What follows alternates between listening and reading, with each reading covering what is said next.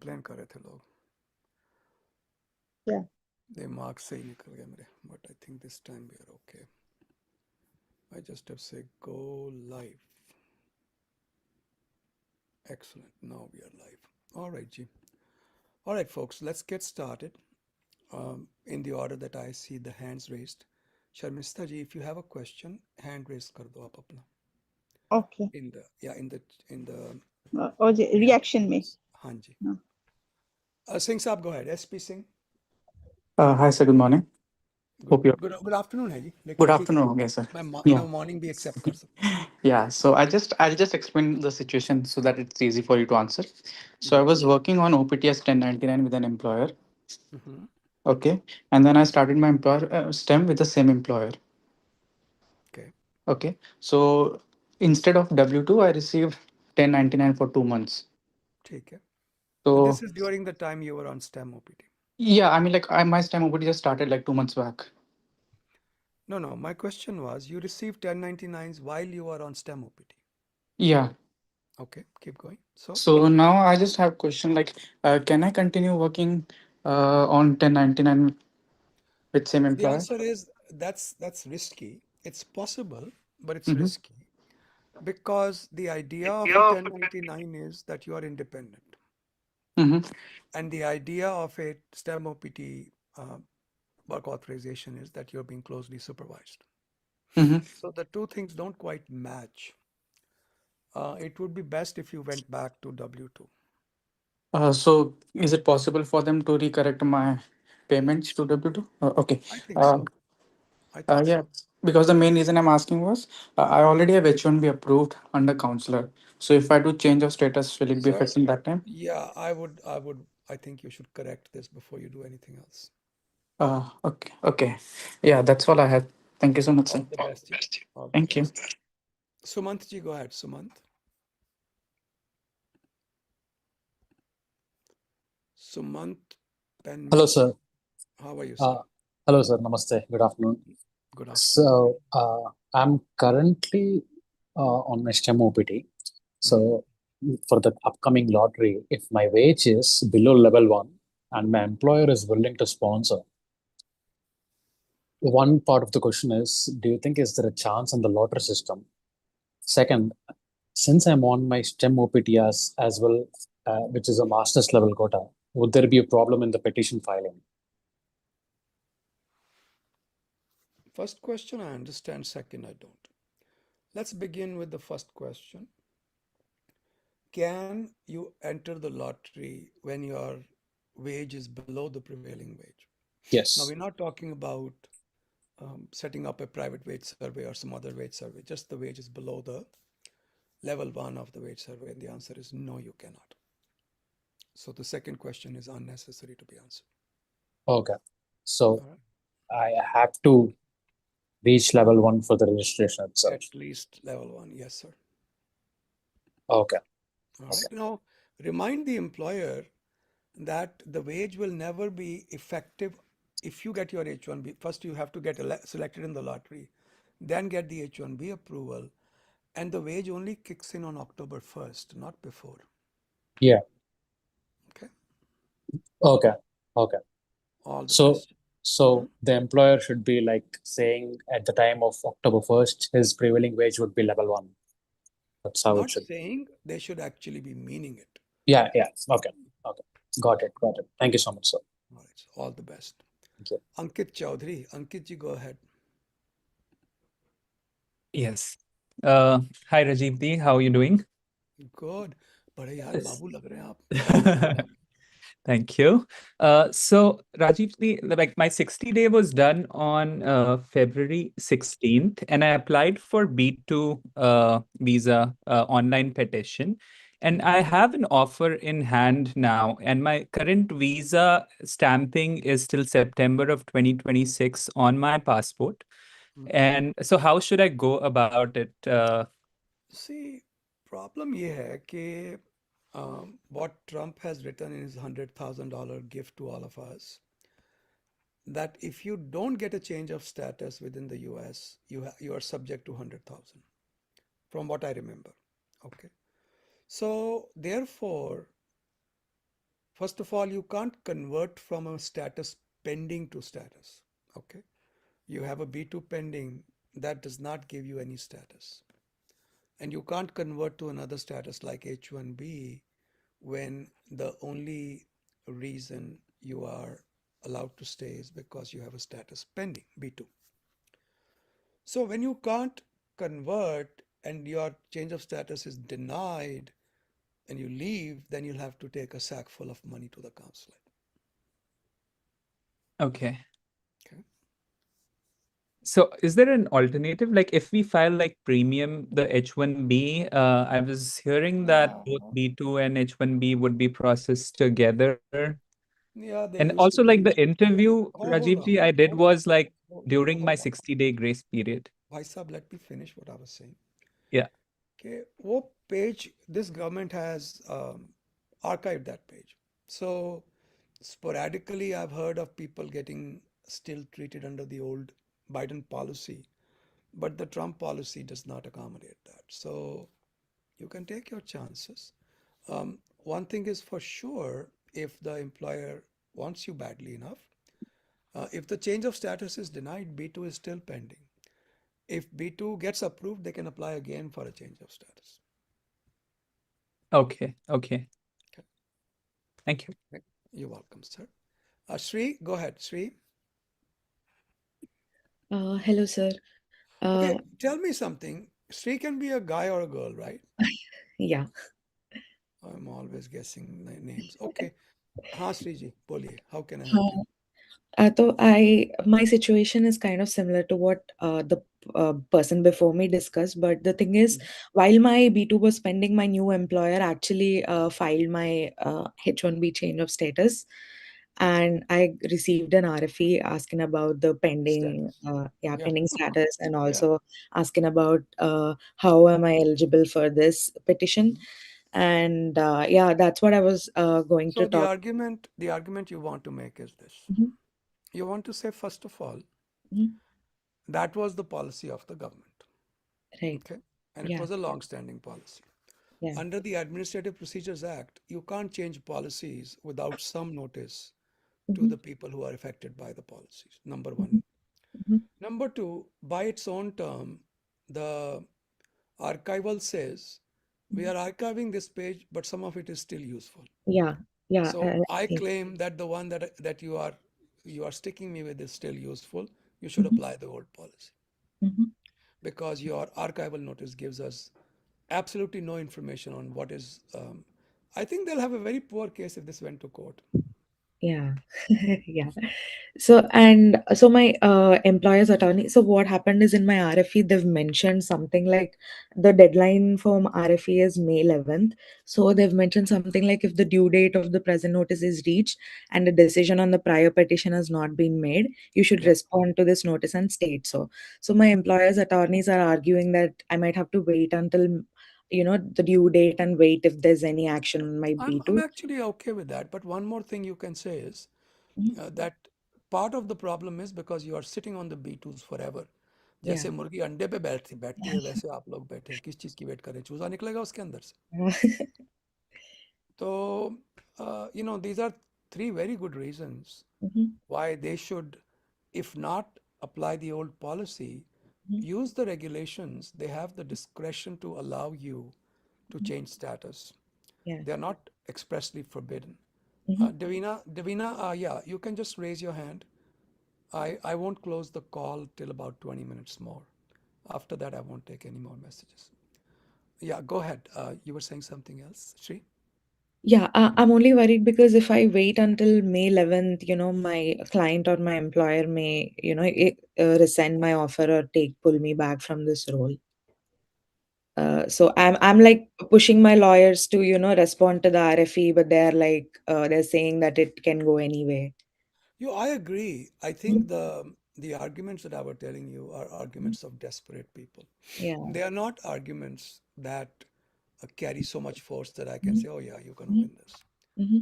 So Yeah. definitely those are arguments when you are backed up against a wall. You don't have a choice. Yeah. So if you can wait and see what happens to the B2, if the B2 Mhm. gets approved, Mhm. hopefully that should be the end of it. Okay. Okay. Okay. Yeah. Thank you, sir. All the best, Ji. Thank you. Thanks a lot. You're welcome. Chandan Ji, go ahead, Chandan.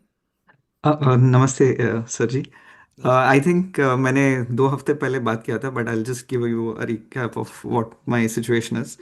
So I think my wife is in India, so she and I am from a top 5 US public university, and she had applied for B1 B2 1 year back and it had got approved, एंड बीच में वो 2 महीने के लिए इधर आए थे.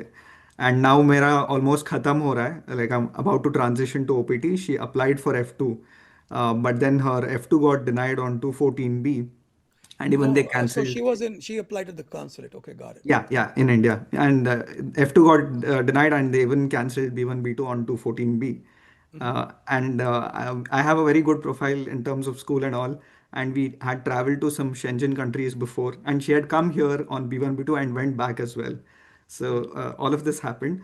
Now, the possible options were, I think you had suggested to apply for F2 again and see. And the other one is my employer sponsoring for H1B.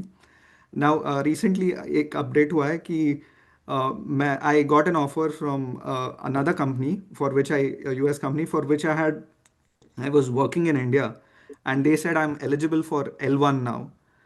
When did you enter the US?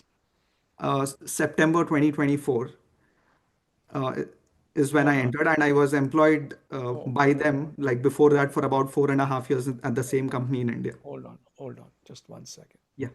You entered in September 24. Yes. So you don't have a whole lot of time left. The rule is that you must have worked 1 year out Yes. of the last three Yes. immediately before the L1 filing. So let's say now Right. is 26, right? So we go back 3 years. You have to have 1 year of work with them in those 3 years. Right. That means 23, 24, 25, Yeah. right? And so if you kind of calculate back and Yeah. you do meet those requirements, then absolutely go for it. Yeah. So yeah, I just wanted to check, like, is L1, like, how is this option like better? Are there any cons to it? Like, since Is I'm it not, going to be L1B or L1A? it'll be L1B. I'll be employed at the staff engineer level. So L1B is always a challenge. Don't think it's a given. Okay. L1B is always a challenge. Are there any cons? Not even one. As long as you're not lying about anything, Okay. I don't see any disadvantages. I only see advantages. Okay. Yeah, and given that it gets approved, and when if my wife, since she was denied on 214B, and in India when she goes for her L2 approval, would there be any problems associated Now, with it? 212B is not applicable to H or L visas. Okay. Okay. And like, should I travel back for stamping and along with her go for the interview for to make her chances of approval better, तो or? वहां पे तो 8 महीने लग रहे हैं appointment के लिए. Oh, अच्छा जी. Uh-huh. I Just think check I on the appointment times. Okay, here is the weird thing. yeah. If you go to the State Department website and look at the visa wait times, they are saying Yeah. H1 wait time is less than 30 days. Okay. And that's, I think, obviously wrong. Yes, yes. Yes. Okay. So just Uh, check into the times before you decide to take that path. All right. uh, sure, Rajiv ji. And just another I'm going to question. have to move on. I've got a Oh, meeting. okay, okay. Thank you so much. Thank you so You're much. I welcome. can All the understand. Yeah, best. yeah. Thank you. Saranesh ji, go ahead, Saranesh. Good afternoon, sir. I'm currently on my STEM OPT, working Okay. full time as a senior data engineer. This is Mhm. my last attempt on H1B. I'm Okay. currently working out of Boston.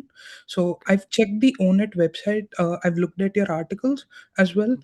There's no specific code for data engineer. There's like data analyst and data What scientist. does a data engineer do? So building ETL pipelines, dashboards. So when you talk about building ETL pipelines, there are Yes, two kinds, right? There's configuration type and coding type. correct, sir. Okay. I do the coding type. So you do the coding type. You actually build them from the ground up. Okay. Correct. And what else do you do? Building dashboards and reports. That's more like a systems analyst. Okay. Correct. You don't do any coding when you build those, right? I do code, sir. What do you code in some kind of a 4GL, fourth generation language? Yes, Python actually. Python. Python is a 3G, isn't it? Yeah. So, okay. So for me, it sounds more like a software developer or even a programmer. What is the difference between software developer and programmer?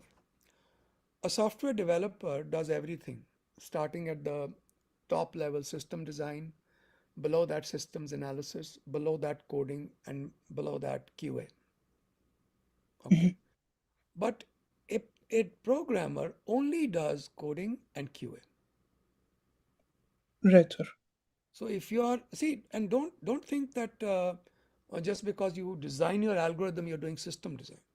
Writing an algorithm also requires some amount of thinking and design. But that is a part of a code or a programmer. There can be two advantages to that if that's where you fit. Number one, first of all, you are going for lottery this year, right? Yes, sir. So programmer is the lowest salary. And if your job, in fact, is that of a programmer, which is what it looks like to me, Mhm. uh, I would go ahead and apply for programmer category. Yes, sir. So I've consulted with my company's immigration attorneys. They are suggesting I use a data scientist. No, but Uh, data scientist is extremely high salary, and that is not your job. A yes, data scientist takes data and makes it useful, not correct, in the sense of building ETLs. They make it useful through analysis. correct, sir. So, You, on the other hand, Mhm. make data move between place to place. Correct, sir. See, the Absolutely. problem with us lawyers is we are not willing to learn new things. So if we learn technology, we can understand what you do and we can help you classify your job. So, My computer answer is, programmers is what you're suggesting, sir, would be the I, appropriate code. to me, that is what it sounds like.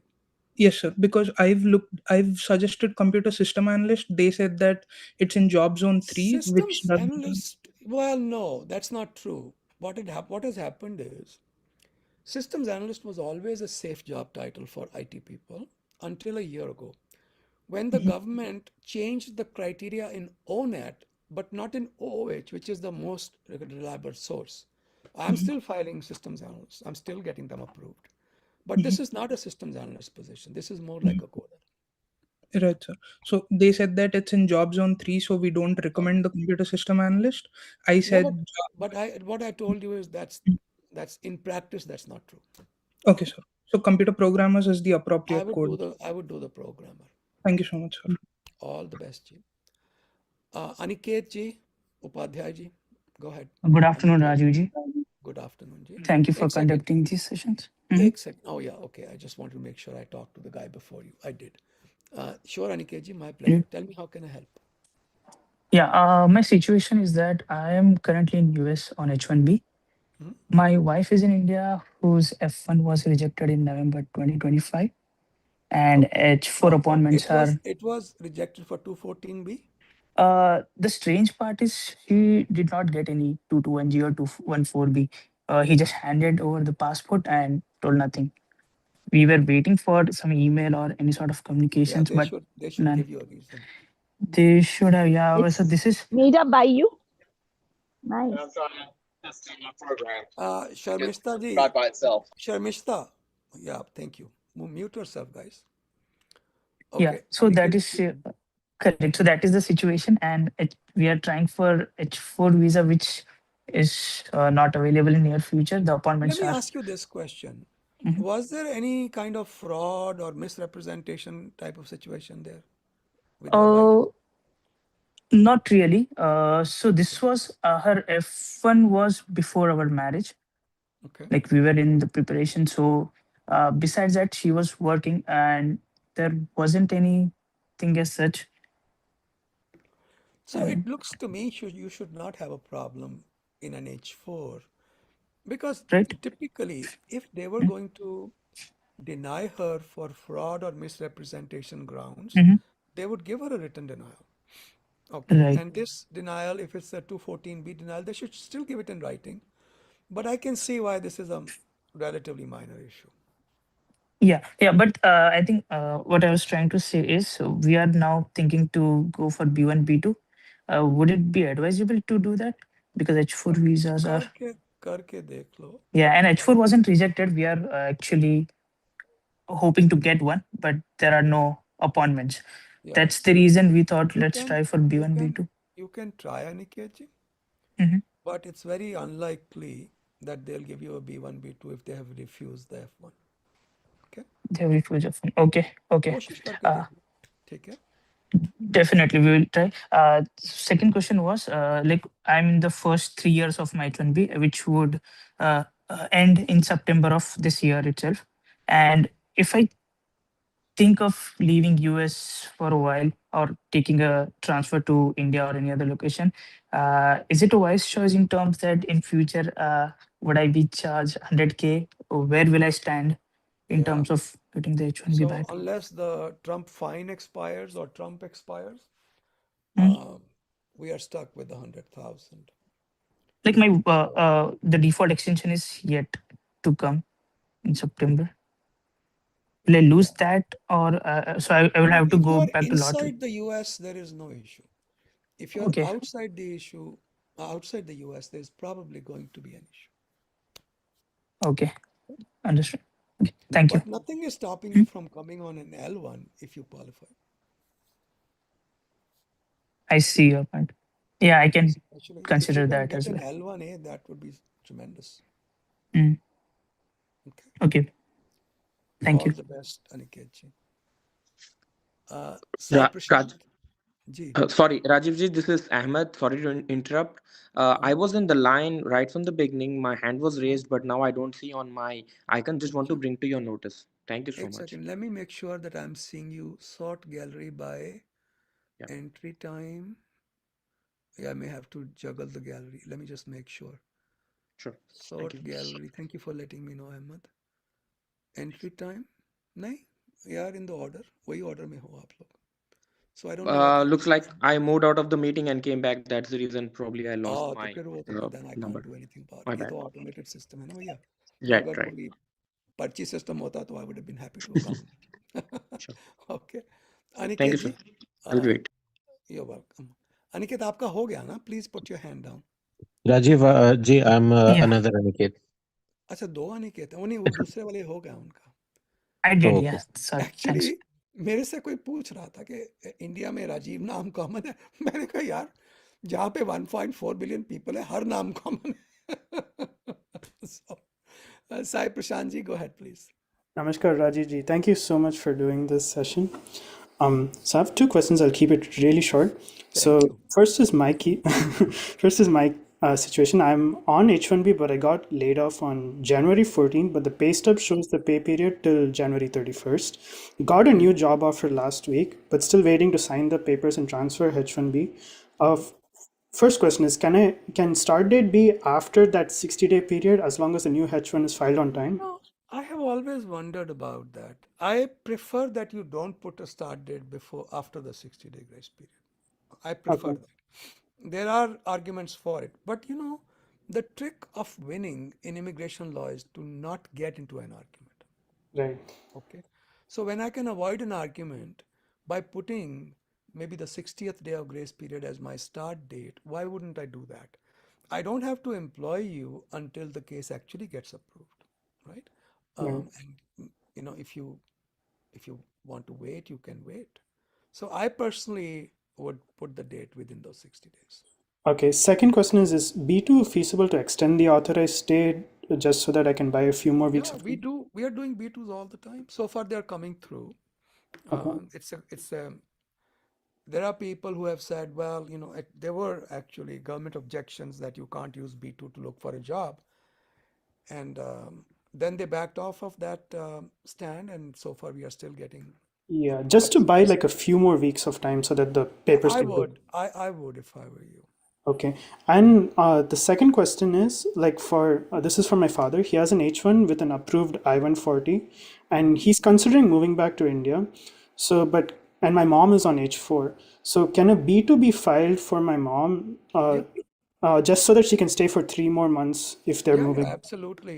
She has to do her shopping before she goes. What?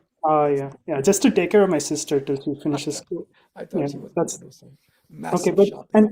and also another last question that comes to mind. I've also applied for masters. I got so for me it was I came here for bachelor's on पर F1. आपने तो 2 question कहा था. Sorry, sorry. Just last please. Yeah, I came for bachelor's on F1, and then OPT, STEM OPT, and then got my H1, then got laid off. But now I've applied for masters also. I'm also considering like if I should just return back to India in this next 60 days if the papers don't get filed on See, time, and then come back for masters. I have my reservations against multiple masters because of the No, new no, no, no, no. I regulations. have done bachelor's and then अच्छा अभी I, आपने bachelor's किया है यहाँ पे अच्छा yeah, then it's fine. yeah. I would continue with the masters if I were you. Okay. Because I'm not sure what the chances of getting an F1 visa stamp is or are. Because the problem is you don't want to depend upon the mood of a visa officer for your Right, career.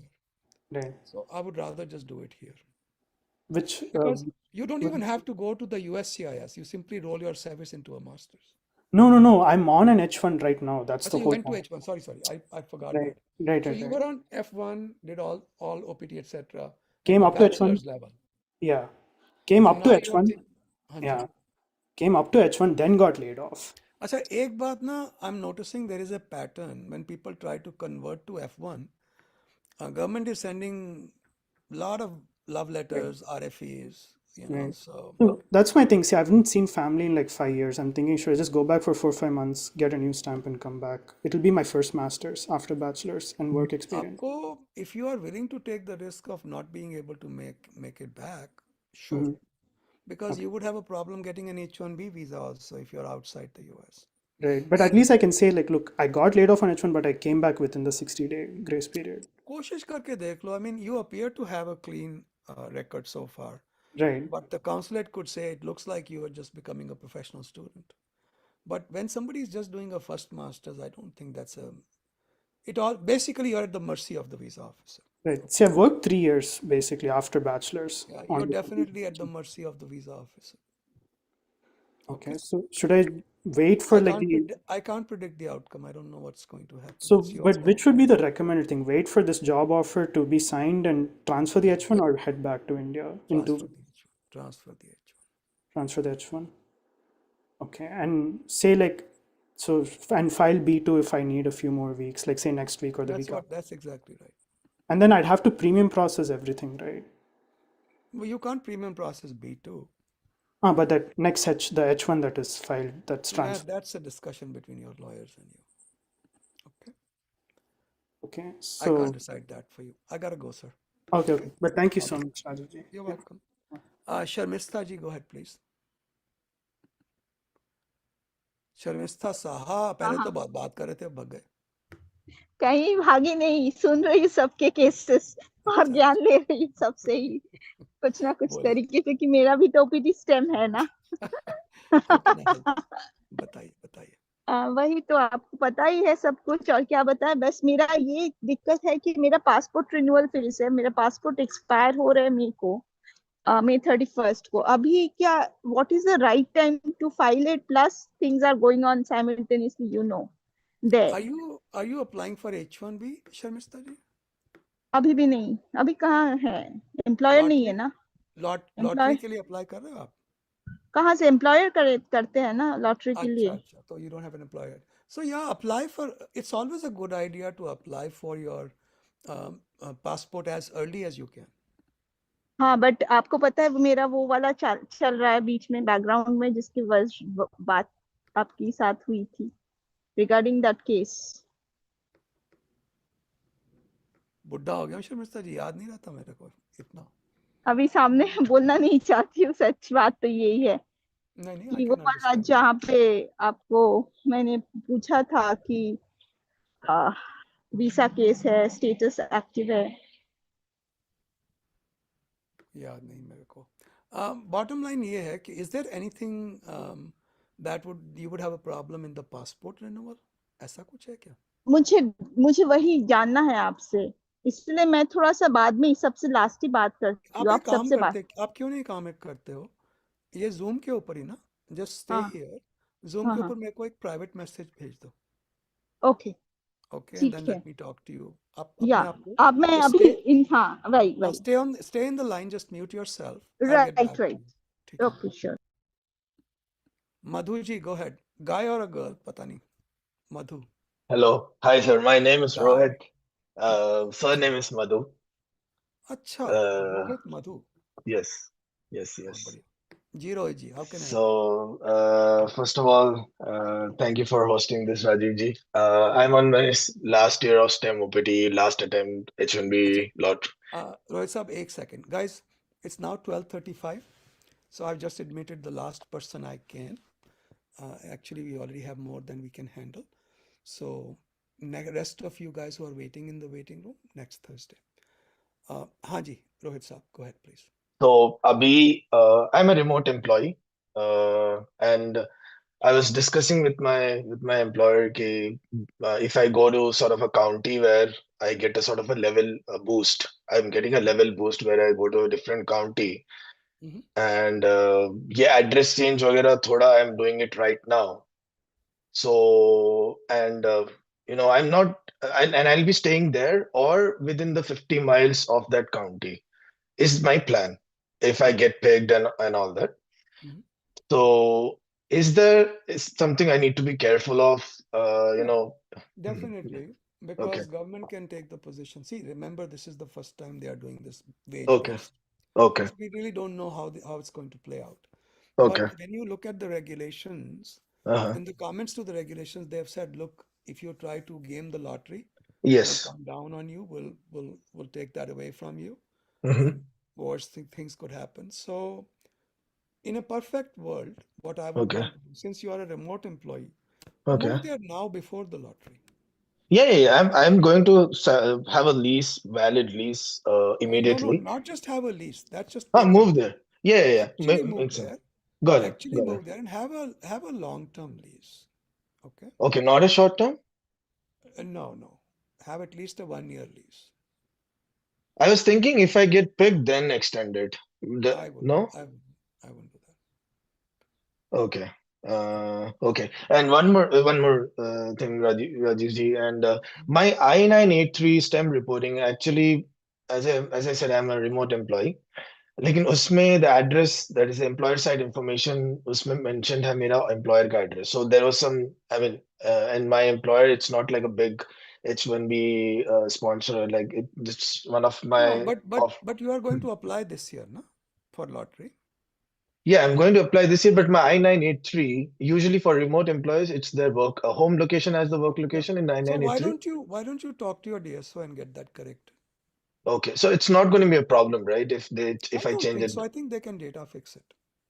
Okay. I think it's a relatively minor issue. So if all this address change, I need to update in USCIS, all that See, process. students usually do it through the service system, but I tell them to do it. Uh, it used to be called AR11. Now they do it online. They have stopped calling it AR11. They're calling it something else. But Okay, whatever the methodology is, uh, government should be notified about your change of address. Okay? got it. So USCIS and DSO. And Yes. Yes. Yeah. yeah, and one more thing, Rajiji. So regarding the lease, you said 1 year. Like any reasoning behind it, like just to show like a long term stay Mhm. there. Like that's it. Mhm. Okay. Yep. Yep. Uh, sure, sure. That's it. All the Thank you. best, Rohit ji. Thank you. Thank you so much. You're welcome. Mm. Sharmista ji, I read your message. Sharmista. Yes, yes, I'm here. So I don't remember the details, of course, but what you have said, um, I don't think it should become a problem for passport renewal. थोड़ा इसको Google search करके देखो, Mm-hmm. especially if the information is coming from .gov sources or Oh, .in sources, uh-huh. Government of India sources. Take a look at. I don't think it should be a problem for passport renewal, but double check it. Okay, वही Okay. चीजें मैं पूछना चाहती थी। और बाकी उसका कुछ चांसेस, वापसी की चांसेस कितनी है? I don't know the answer to that question simply because there is no measure कि आपके chances ढाई ढाई किलो chances हैं आपके, ऐसा कोई मैं कोई measure है। इतनी इतनी दुविधा में चल रही हूँ कि नहीं नहीं, but you see, when you have bunch of difficulties to deal with, the way I do it is I deal with the first one. I don't okay, think about the 13 others that are waiting for me. I just deal with the first right, one first. Okay, तो जहाँ से आई शुरू think करो, I am, before you know it, you yes, will have all the information you need. या मैं भी वही कर रही हूँ फिलहाल के लिए, बट स्टिल होता है ना, हो पीछे जाएगा हो वो जाएगा चलता ही रहता है। हो ठीक जाएगा है, शुक्रिया। Hang in there. Okay. Hmm, All the best, Shamista ji. Take care. Pray for me. Thank you. Take care. Bye. Rajiv ji, Madhavi ji, go ahead. बहुत लॉटरी का सबका प्रेयर चल रहा है आजकल. माधवी जी, माधवी पशुमर्ती. नमस्ते। नमस्ते राजीव जी। नमस्ते मैम. कैसे हैं आप? I am very well, thank you. आप कैसी हैं? थैंक्स। अच्छी हूँ। Thank you for conducting this. So I am on STEM OPT first year. I have one more year. So my company is filing H1B lottery for me. I'm based in Michigan. My job location, like my company is in California. So they are keeping California location and filing the H1 lottery.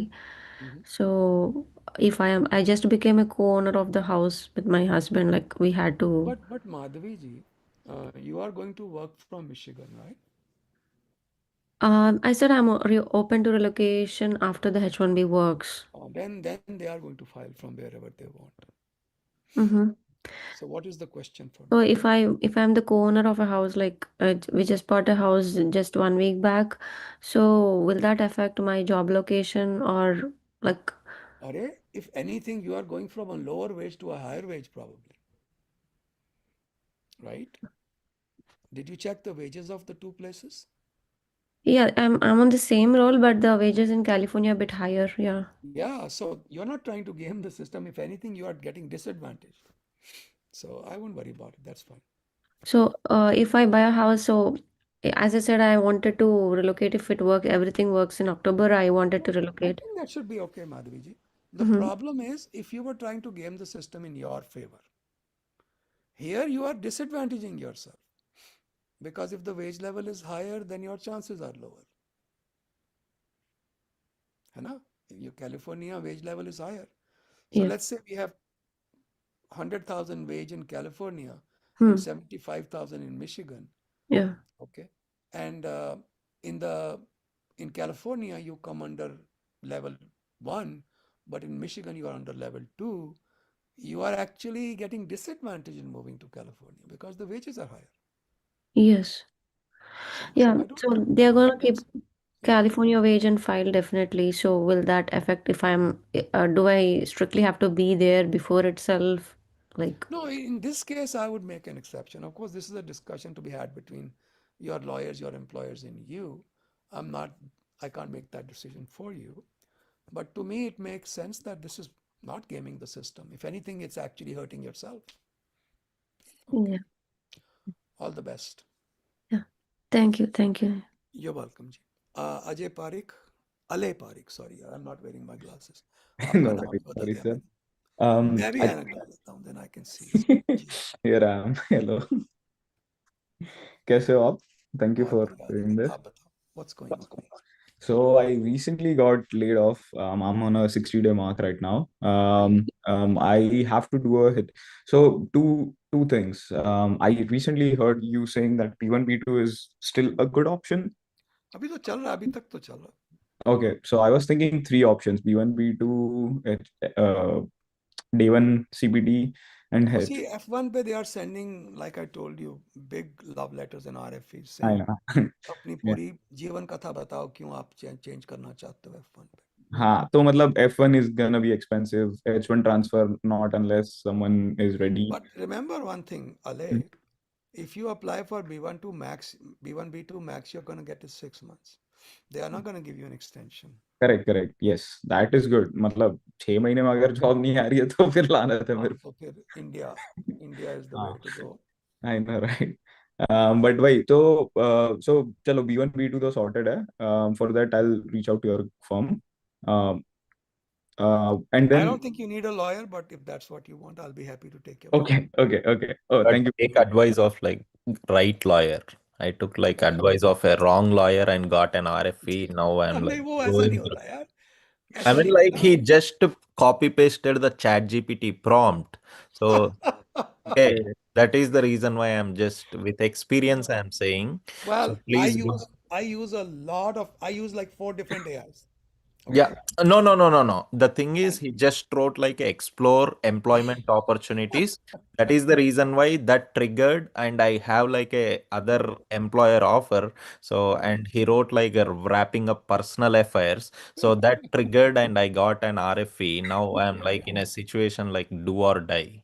Look, I told my team, if you don't know how to use AI, you will lose your job in 2 years.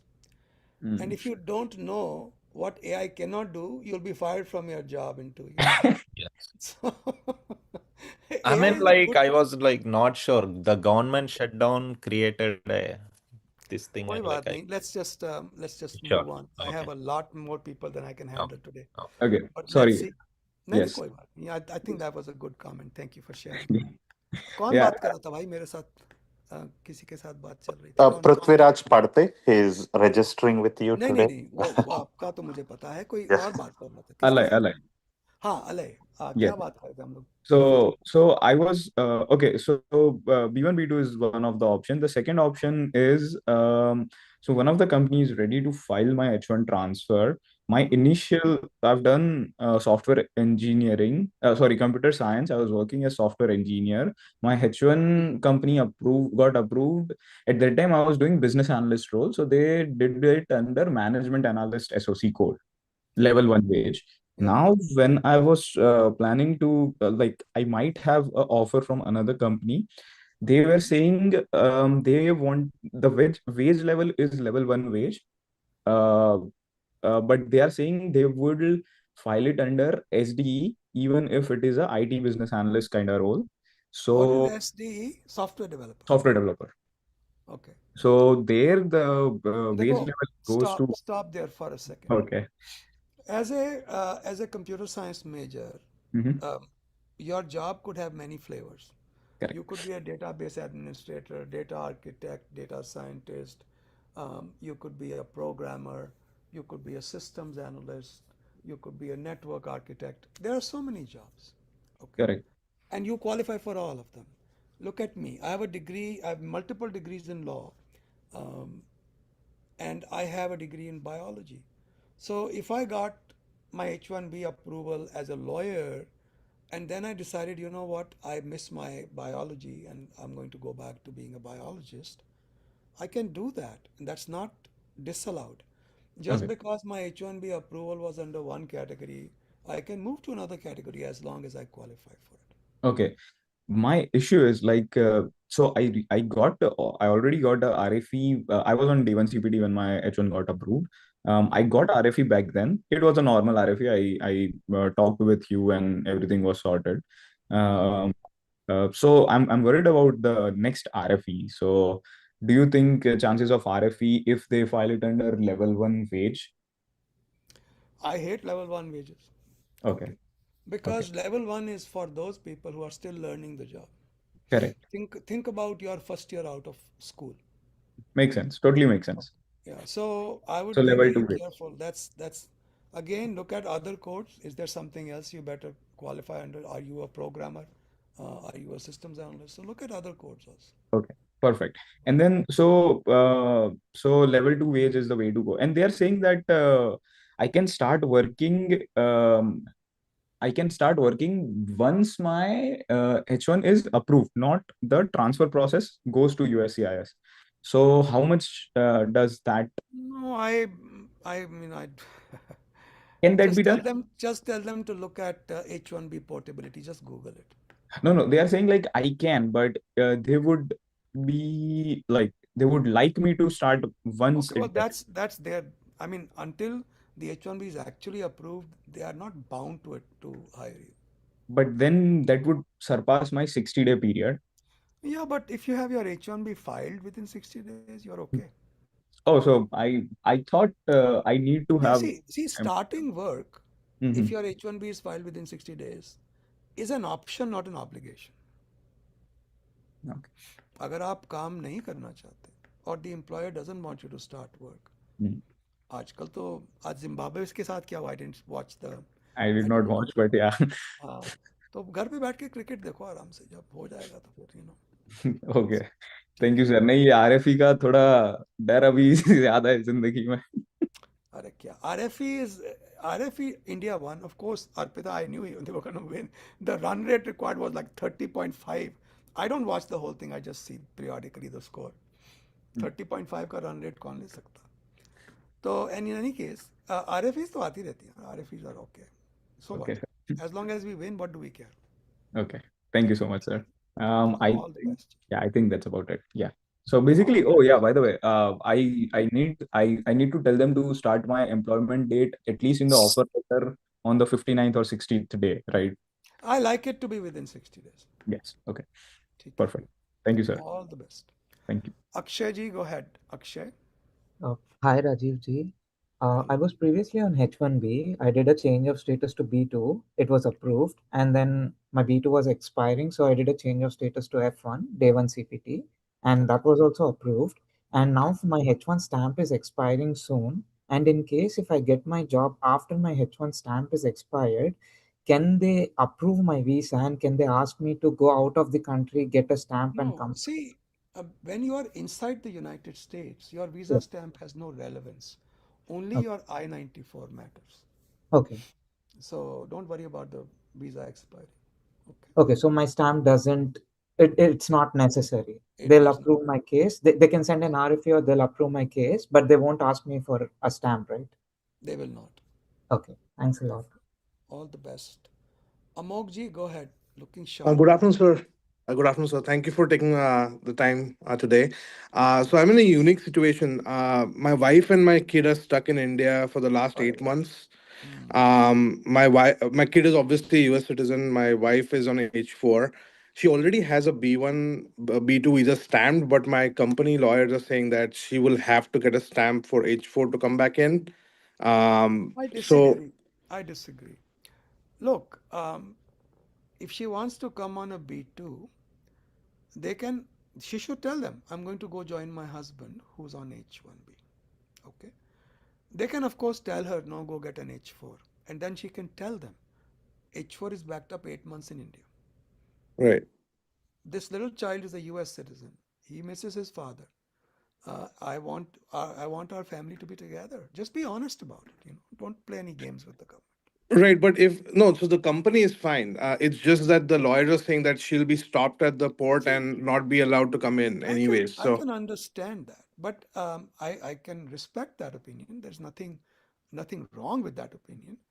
But my concern is this is a unique situation, like you said, and in this unique situation, it's only appropriate that we at least try. right, because I was Now, thinking of yeah, one go ahead, thing, sorry. she doesn't want to try to come all the way to the US and be turned back. She can take a chance at Abu Dhabi. I'm hearing some bad stories, but I'm also hearing some good stories. Okay. Okay, that's good recommendation. One other thing, Rajiv ji, is that I'm thinking that if I leave to go to India, I also don't have a stamp because I've not seen them for 8 months now. And if I go there and if I don't get a stamp, I've heard cases where I work for healthcare, so I've heard cases where the companies can provide letters for emergency appointments. Yeah, but Amokji, you can't depend on that. That is still completely at the discretion of the government. Okay. Okay. So you recommend she trying from Abu Dhabi and then, whatever the outcome is, if that doesn't go through, then we'll Wait have for to the H4. Wait for the H4. because her appointment is already shifted out twice and now it's in March.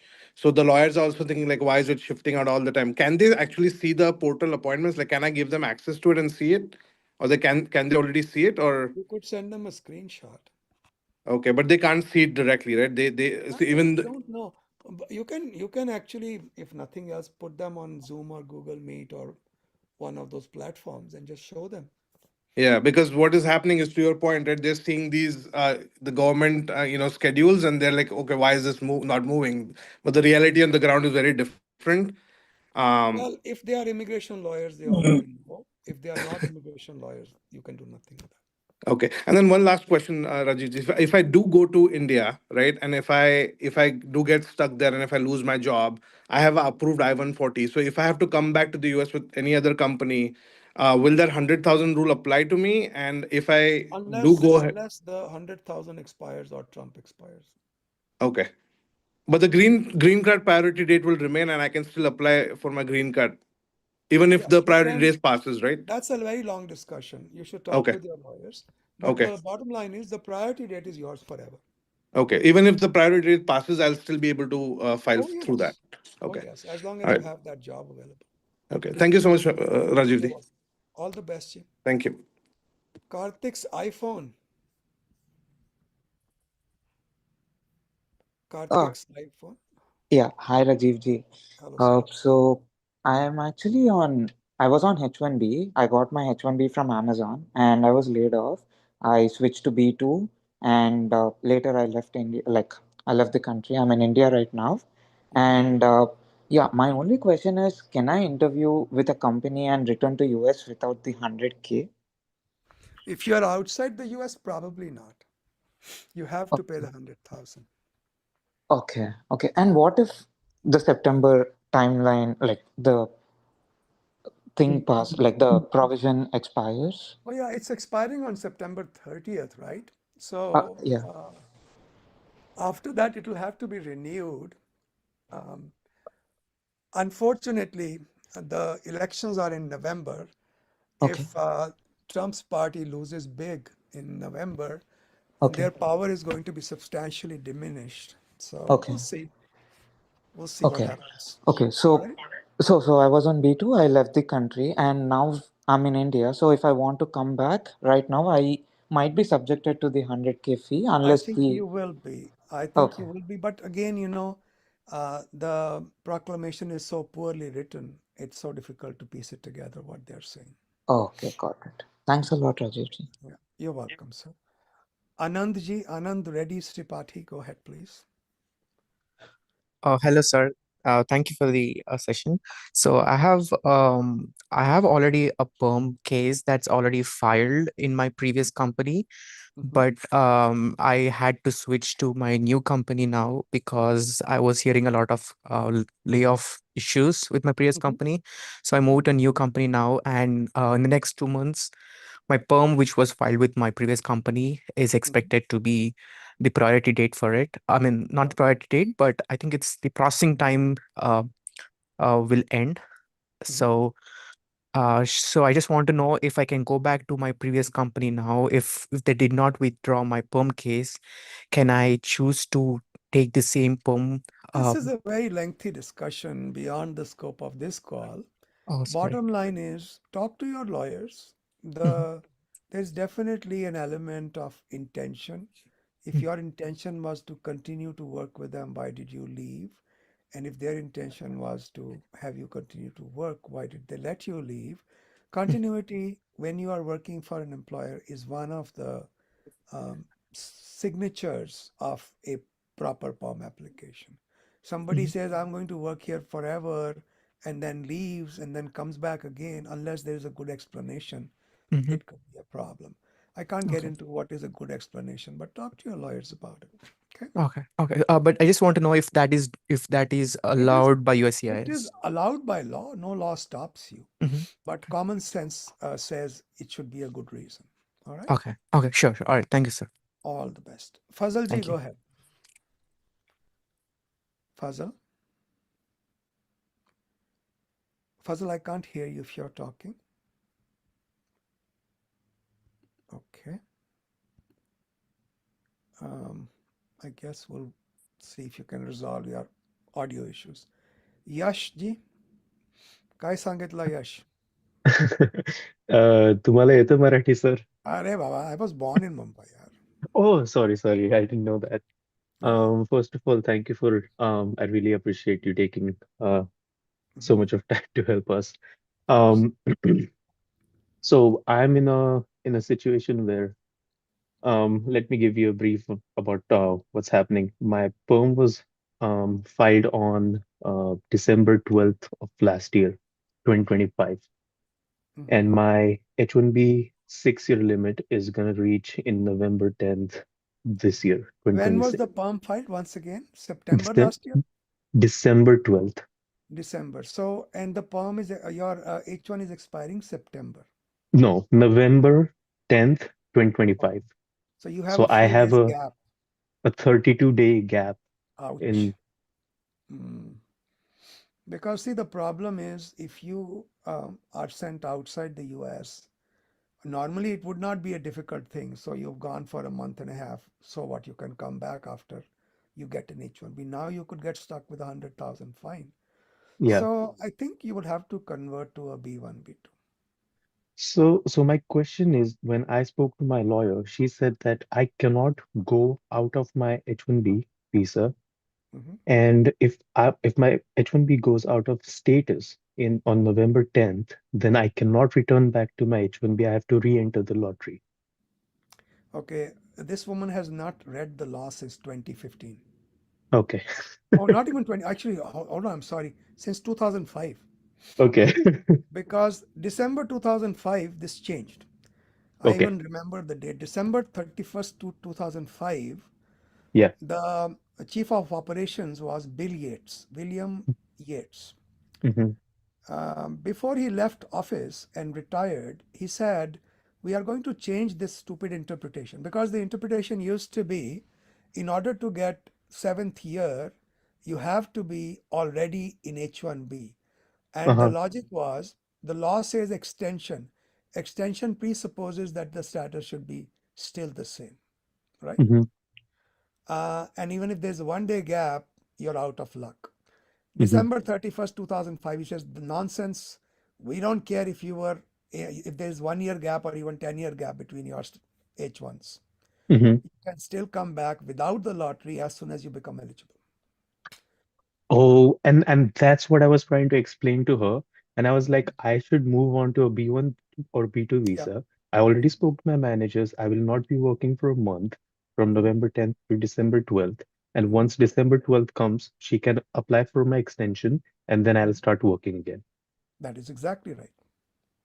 Okay. And the good part is my company is supporting me, but I think I'm in bed Just with some be long gentle. wrong Look, people. man, I make mistakes too. Anybody Yeah. can make a mistake. Immigration law especially is full of complexity. Okay.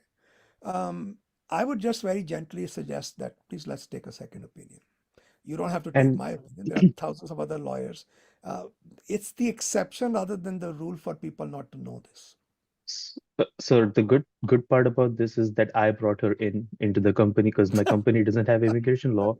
I had to go to a third party law group Okay. to do all of this. Uh, So I think I've already mentioned that to my HR that I'm consulting other law firms. So right. I will I think take a consultation call with you, sir. Of course, I'll be happy to talk to you, and she's welcome to attend. I mean, thank you. Well, No, I never that's have a very problem. Look, I sarcastic. can make mistakes too if we are colleagues, and if Yeah, we find something, I'm a little mean. I think yes. being old does that to people. But truly speaking, anybody can make a mistake. It's not a big deal. Okay. All right. But at That's least why I'll we have QA in coding, because no matter what you do, there's going to be something wrong and something is not working. We have 22 different kinds of testing. There's a reason for that. Okay, because I was reading through the USCIS website and they said that you can specify the date of extension. And I was like, you can file my extension before my H-1B ends, and Oh, the suggested absolutely. What date you needs can, to be what, 12th yeah, December. yeah.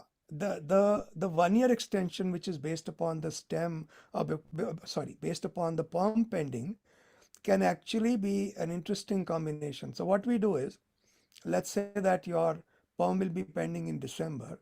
I will apply in June, and Yeah, I'll say, okay, my give start date would me be December 12th. H1B beginning December, because by that time my PERM would be pending 12 months. Okay, Okay. And that okay, that is that is what we do routinely. That's not something extraordinary. okay, sir. All right. All the best. Yes, thank you so much, sir. You're welcome, sir. Yeah. Fazal ji, did you resolve your audio? Fazal? Hello. Yes, हाँ जी, I'm हो here. गया. I can hear you Yeah, now. yeah. Go ahead, please. Uh, my question is regarding the SOC codes for H1B. Okay. Is there a way to figure out like um, any codes are like red flag by USCIS? Yeah, Because my there is. You company's won't know it, but your lawyers would. Typically, any Mhm. code that does not require at least a bachelor's degree, usually does not require a bachelor's degree in a specific subject is going to be a problem. So for H-1B, the code should require a specific bachelor's degree or a group of bachelor's degrees. No, just I'm making the logo correction something. Sorry? No, I have to send. Okay. Right now, and we have to do the. Puzzle फंस गया लगता कहीं पे. No, Mahendra someone ji else was speaking that. it wasn't you? I thought it was you. No, it wasn't me. अच्छा अच्छा. I was waiting for him to mute. अच्छा. तो Fazal, what were you saying? So like it should be Yeah, like it should require a bachelor should. bachelor's degree in a specific discipline. Okay. Okay. Or set of disciplines. For example, require a degree in computer science, information systems, information management systems, computer engineering, mathematics, statistics, or equivalent. Got it. Okay. All right. Thank you, Rajiv. You're welcome, Ji. All the best. Mahindra Ji, go ahead. Hi, Rajiv ji. Thank you. For a change, I'm not asking a H1 question. Arey wow, My kya? I have my 485 pending on EB2 for 4 years. My date will be current next month. So my medicals have expired. My question is, there's a lot of advice on social media about try to file your medicals ahead without an The way RFE I look or at try it, to. Mahindra Ji, Yeah. what do you have to lose? करवा के भेज तो ज्यादा से ज्यादा वो उठा के फेंक देंगे. What is the big deal? Okay. Yeah. And some are recommending reaching out to local congressmen, raising a service request. I would send the medicals in. Okay, send the medicals. Okay. Thank you, Rajiv. All the best. Thank you. Lokesh Ji, go ahead. Lokesh. Thank you, Rajiv ji, for conducting this. I have a question regarding H1B. I was laid off a month ago on H1B, and I'm now confused if I do the change of status for moving for day one CPT. So in the midst of change of status, if I get a job offer, will that be a problem? Because Yeah, I know. I want you to listen to the last 3 recordings of our community conference because we've discussed it multiple times. The good thing is with the AI, if you just do the summarization, you can come to the point which makes sense to you and just listen to it. The bottom line is you can't change status if the previous status is still pending and the 60-day grace period is over. Chances are that's not going to work. Rest of it is a long discussion. I don't want to repeat it, Lokeshi, but it's already recorded in multiple calls we have. Okay? Yeah, I'm sorry to repeat it, but my question was now I'm confused. If I go for F1, it's getting stuck. If I go for B1, B2, then also it's a problematic because it's. Well, F1, F2. So this is what I'm suggesting. I Top mean, secret. sorry, I meant B2. Okay, Lokesh, the top secret suggestion. Apply for both B2 and F1 at the same time. Okay. Okay. But make F1 premium processing. Okay. That way, if the F1 gets approved, you can withdraw the B2. Okay. If the F1 gets denied, you can hope to get the B2. Okay. Okay. Makes sense. All right. Yeah. Thank you so All the much. best. CB Raj. CBG, guy Yeah, or a girl? Rajiv ji. This is Guy. Acha, guy. Hello, sir. How are you? Thanks for doing this, Rajiv. I'm good. So I have a question. I was on F1 and moved to H1B for on a change of status within US on Acha. October 7th, You 2025. said you were on And F1 CB. sorry? Were you on F1 student visa? Yeah, I was on F1 till October 7th, 2025. Okay, got it. And I did a change of status to H1B on from 7th of October 2025. The thing is, I came for stamping during this time, and on February 12th, I had my stamping interview, and unfortunately, they issued me a 221G. Ouch. So there was a confusion between the wage level, and I tried to explain them with the W-2 reference, and but still there was a confusion with the consular, and I had to go for a second interview, and I explained to the best I can. Since it's a contract-based employment, I have an employer and end client, and it's paid hourly, and when I multiplied it to the overall annual pay, there was a Yeah. discrepancy. But You however, it's over the LCA. you multiply your hourly pay with 2080. Okay. But Okay. I think like there was a small discrepancy because I get paid with the leave and I can encash it later. So there is like since it's a contract employment, there's multiple ways to get the pay reimbursed. And I mean it's over the LC, however, but since there was a confusion there, and that led to this 221G, I believe. I was not asked for any document. They returned my passport back. And when I checked with all forums and people around, they told me like this 221G is going to be for years or months. You don't know really when it's going to end. But I have an option. I don't know if this is practical. I have my F1 still valid. The visa stamp is still valid. Is it possible I can get, I mean, if I'm trying to do a PhD, if I can use that to re-enter? Um, but you already received an H-1B change of status, right? Yeah, I did. Yeah. I'm in India now. Yeah. Don't know how this is gonna work because you'll definitely need a new service number. I mean, I checked with the university. They told like I have to get a new service and new I-20. That's all like fine. But uh, during the port of entry, will that be a problem? Or like Yeah, I don't know I if they have. can't predict that. I really don't Okay. know how it's going to play out. But the way Okay. I look at it, as long as you're not lying about it, your chances of Okay. getting into big trouble are small. But Okay. what if they say, okay, you can't come in and we are banning you for 5 years? And they can do that very easily at the port. So there's definitely, Okay. it's not a clear-cut situation. So hit or miss. Yeah, I would be a little hesitant to use it unless one of the things you could do is you could probably call the Customs and Border Protection. And CBP Okay. actually has email addresses too. I just saw Okay. one of the community members sent me an email they had received Mm-hmm. from CBP. So do Mm-hmm. some research and find out. Send them an Mm-hmm. email and say, can I enter using my old visa and a new Okay. I-20 for a PhD program? I had Okay. already received a change of status to H-1B, but I'm coming in Mm-hmm. as a student to study. Would Okay. that be a problem at the port? And Okay. if they say no, then you have something in writing from them. Take a printout. Okay. Okay. Okay? I have one more doubt. Since there was a 221G issued for this H1B, is You there can any still possibility travel. that the, I had that happen, and somebody had a B2. They said, consulate is telling me you can't travel. I said, don't talk to the consulate. Talk to the CBP. And CBP said, we have no problem. It's the CBP you have to deal with, not the consulate.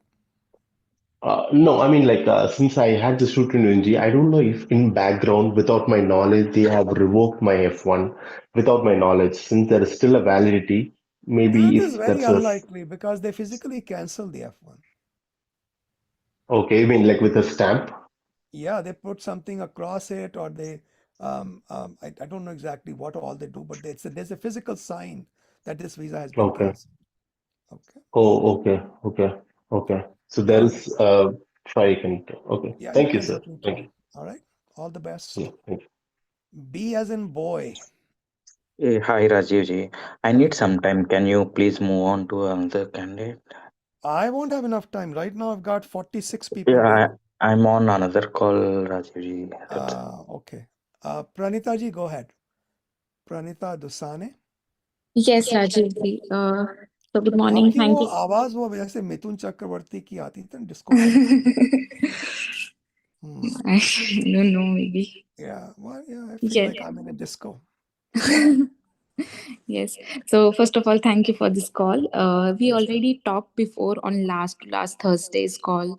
So I will give a little overview of our situation. So my husband got laid off, and his last working day was 31st Jan. So now we are in 60 days clock period. So you suggested that we can go for F1 F2 option. So F1 for me and F2 for my husband. So now we are working with Rajat and filing F1 F2 change of status. So I just wanted to discuss that as my program start date is 2nd March as per I-20, and I have just started filing the process. It seems challenging to obtain F1 change of status approval before the program start date. So I No, no, wanted that's to. not March 2nd, though, is unrealistic. That is not going to happen. Mhm. But did you talk to the DSO? I think Rajat asked me, I said I want to talk with her.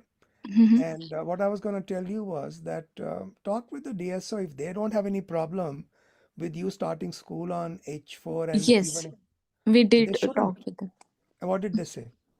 Okay, so they just wanted to know that if we are started with the process and they wanted some proof that we are starting with F1, F2 process, then they will be okay. Mm, that's weird. What we can do is once we file the F1, F2, we Mhm. can provide you an email with a copy of the receipt from FedEx that it's been delivered. Okay, Okay. okay, and if we start program on March 2nd while on H4, would it cause any issue with change of status, especially since the I don't I-20 think start it date should is March because 2? I don't think it should cause a problem because if you Mhm. Google this, uh, write this down. Yes. Which status is allowed to go to school? Which visa status? Make it which visa status is allowed to go to school? Space site colon uscis.gov. Okay, Google this. You'll come to a table that shows that these classes of people can go to school even when the F1 is pending. Oh, okay. Okay. Yes, I'll check. Yeah, you can show it to the DSO and say, this is what this table says. All right. Okay, yes, yes. And alternatively, if You we can will. also do this. Mhm. You can delay your start date because there can be up to 5 months gap easily. So if let's say that when is the next session? Yes, so next option is summer intake with the start date of May 4th. May. So February Yes. to May is March, April, As May. Yeah, as we are, that's good. That uh, works. so are we legally allowed to stay in US from April Yes, there is 1st to? also a page on the USCIS website. आप एक काम करो ना. Why Mhm. don't you send me an email? I'll send you both links. Just say, Rajiv, send me the link to the table that says who can go to school, and two, send me a link to the page that says there can be a gap in the. Let me change it. That once you file your F1 change Mhm. of status, it does not matter if there is a gap between the school start date and your status. Okay. Yes. I'll I'll send you links send. to both of them. Yes. Yes. Sure. All right. All the best, Pranitaji. Thank you. Thank you, Rajiv You're ji. welcome. All right. Good day. Take care. Bye. Bye. SK, Sam Kumar. नहीं ये शगुन कृष्णा जी हैं नहीं You guys are always, you नमस्कार keep me नमस्कार guessing. What's Rajiv up? G. नमस्कार Rajeev ji thank you very Namaste. Much first of Of all course. For getting this call we are all are dealing with a lot and I know. Trust me you are really a ray of hope for people like me like I hope so. so Sure. thank you so much. You're G. doing a great job. My Thank you. question is that I am currently working, I'm a research scientist and Okay. I'm currently working on a O1A visa. Mm-hmm. And my husband was also, not my husband, my Mm-hmm. fiance was also on O1B visa, but he Mm-hmm. got laid off Mm-hmm. and now he is in India. And I'm also going to India and we are planning to get married. हाँ तो फिर और O3 पे ले आओ उनको साथ में अपने। नहीं, बट प्रॉब्लम ये था कि मेरे घर वाले बिल्कुल भी तैयार नहीं थे, एंड अभी अचानक से वो लोग तैयार हो गए। ये मूवी तो मैंने देखी हुई है यार। हाँ, तो वो अचानक से तैयार हो गए, और तो इसके पहले ही already filed B1 B2, because he was like कि आई शुड, मतलब कि I should just have B1 B2 just in case, but he was already holding a O1, so now I am planning to bring him on O3। I know that he won't be able to work, but क्या B1 B2 appointment attend करना reasonable होगा, और he should just like cancel it, no because I am I worried think कि he should cancel that, O3 पे आना चाहिए उनको। क्योंकि अभी तक वी डिडंट गेट मैरिड, कहीं पर हमारा कोई सर्टिफिकेशन नहीं है, अरे नथिंग इज वो लाइक दैट। इसी देखो ऐसा है कि eventually you are going to get married right. Exactly, or within a month only. Like he will go हाँ तो on फिर interview on 11th of March, and फिर 15th of April we are getting married. So there will be so questions, right? I don't see any point. I don't think you should do B1 B2. Okay, thank you so much. That was my You are question. welcome and Thanks. congratulations. Thanks a lot. It's been stressful. There is nothing to अरे congratulate about. सब ऐसा कोई I'm बड़ी like बात seriously getting married in India, especially between two religions, is like a huge thing. We are still in 18th century. Sometimes I feel. Thank you all so the much, best Rajiv ji, all the best. All right, take care, bye bye. Imtiaz ji, go ahead Imtiaz. Hi Rajiv, this question is for my brother. He हाँ जी came in spring 2022 hmm and then he studied for a semester and left to India. He has a ji valid visa until September 2026 and he hmm got I-20 for summer 2026 intake. I was just wanting to take your opinion. Is there any problem? Spoke to DSO. He spoke to DSO. He said hmm no problem, just come in. I just Yeah, want to see take your ऐसा opinion. होता है Imtiaz, what happens is when you enter the first time in the United States on a student visa, the name on the I-20 of the university and the name on the F1 visa stamp on the passport must be the same. Once the initial entry is done, thereafter, second entry, the names can be different. So I think it should be okay. Okay, so कुछ problem तो नहीं होगा ना कि he's on वही a I really can't say, but I don't see it as an issue.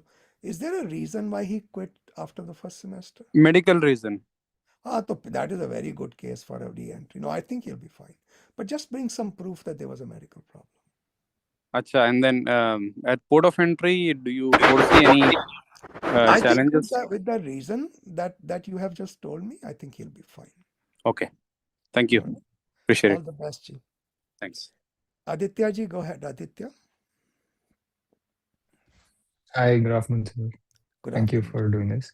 Of course. I'm currently a master's student in my last semester on an F1 visa, and I would be graduating on the 30th of April. Okay. So my situation is this, that I'm just starting out my OPT application process.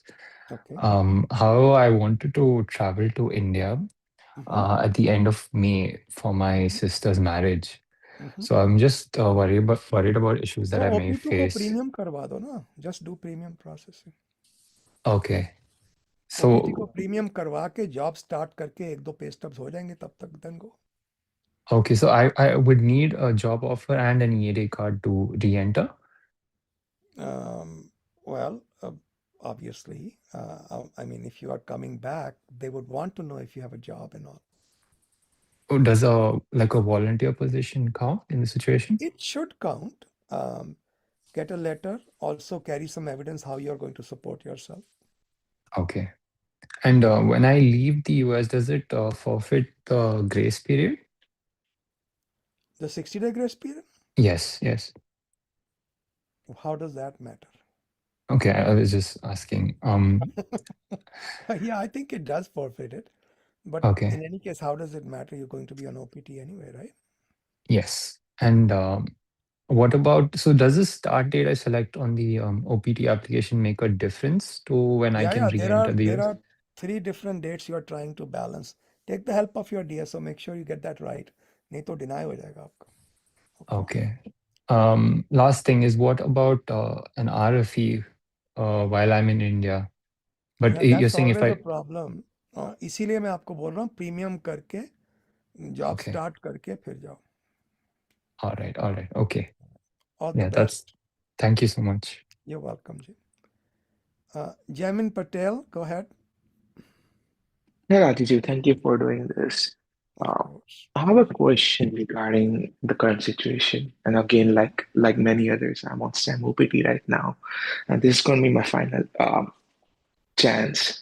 And recently I was just, I finished my contract with one of the consultancies. And last year they actually have applied for my H1B, and all that was selected was it's still not approved because for some foolish reason that I did not do a premium processing. So now they were like, we can apply for you this time too, but the situation is कि मेरा project खत्म हो चुका है. I'm not on a payroll right now.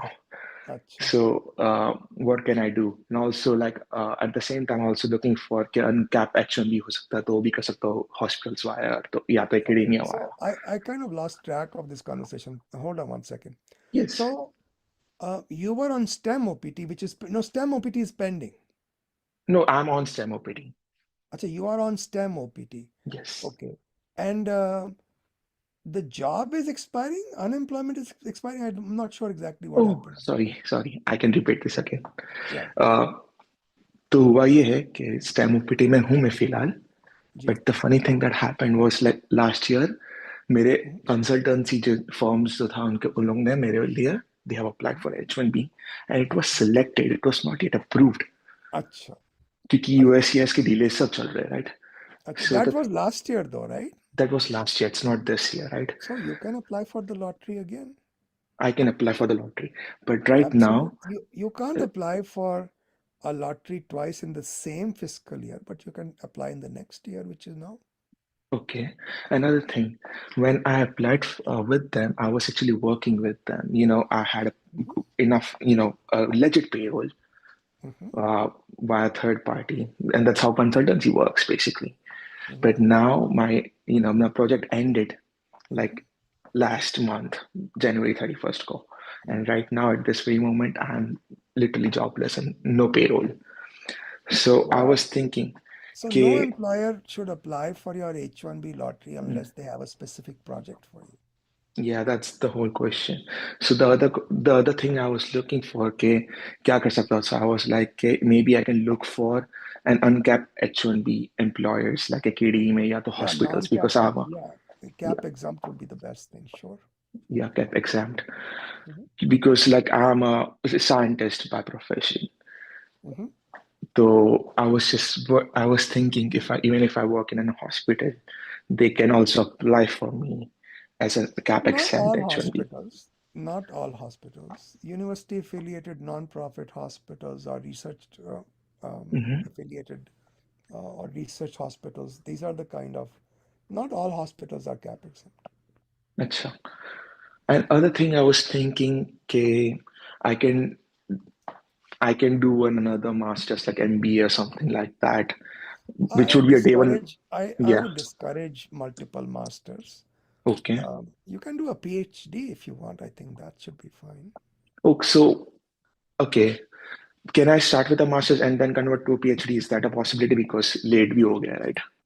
Don't know the answer to that question. That's a DSO question. That's a DSO question. Okay. So I would also confirm with them.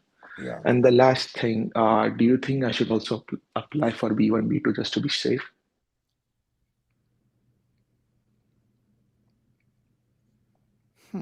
That's a tough call. When does your STEM OPT end? October 1st. Then you have 60 more days grace period, right? Yes. And you just need to be back in school within that time. Then they can roll the service over. Yes. So I don't see why you need a B1, B2. So right now it's not a need. And of course, unless you think it's not going to work out in that much time frame.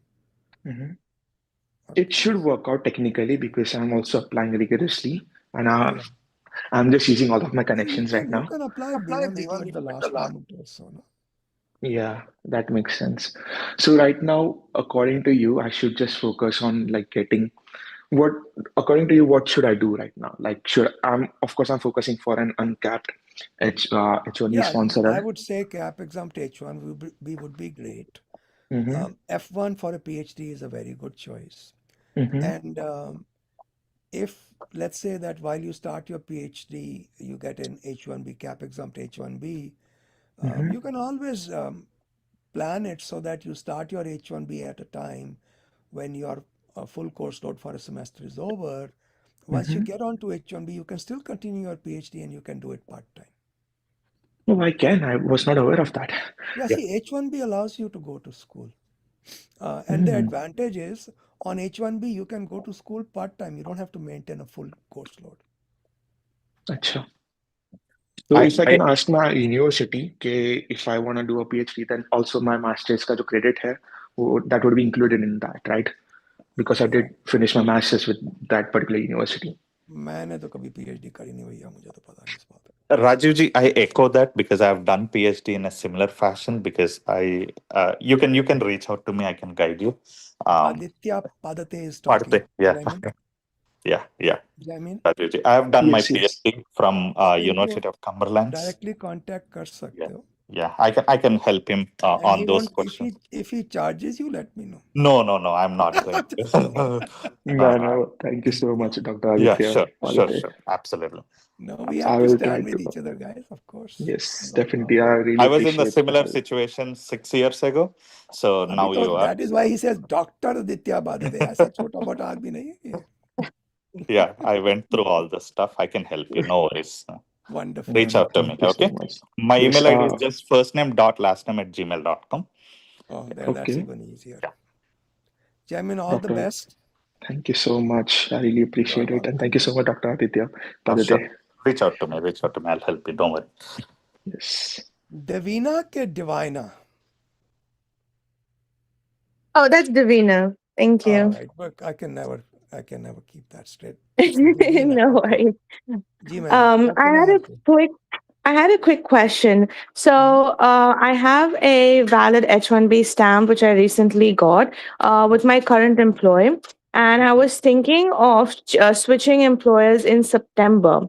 But if I do switch employers and then if I go to India for a vacation, would I need a stamp to re-enter?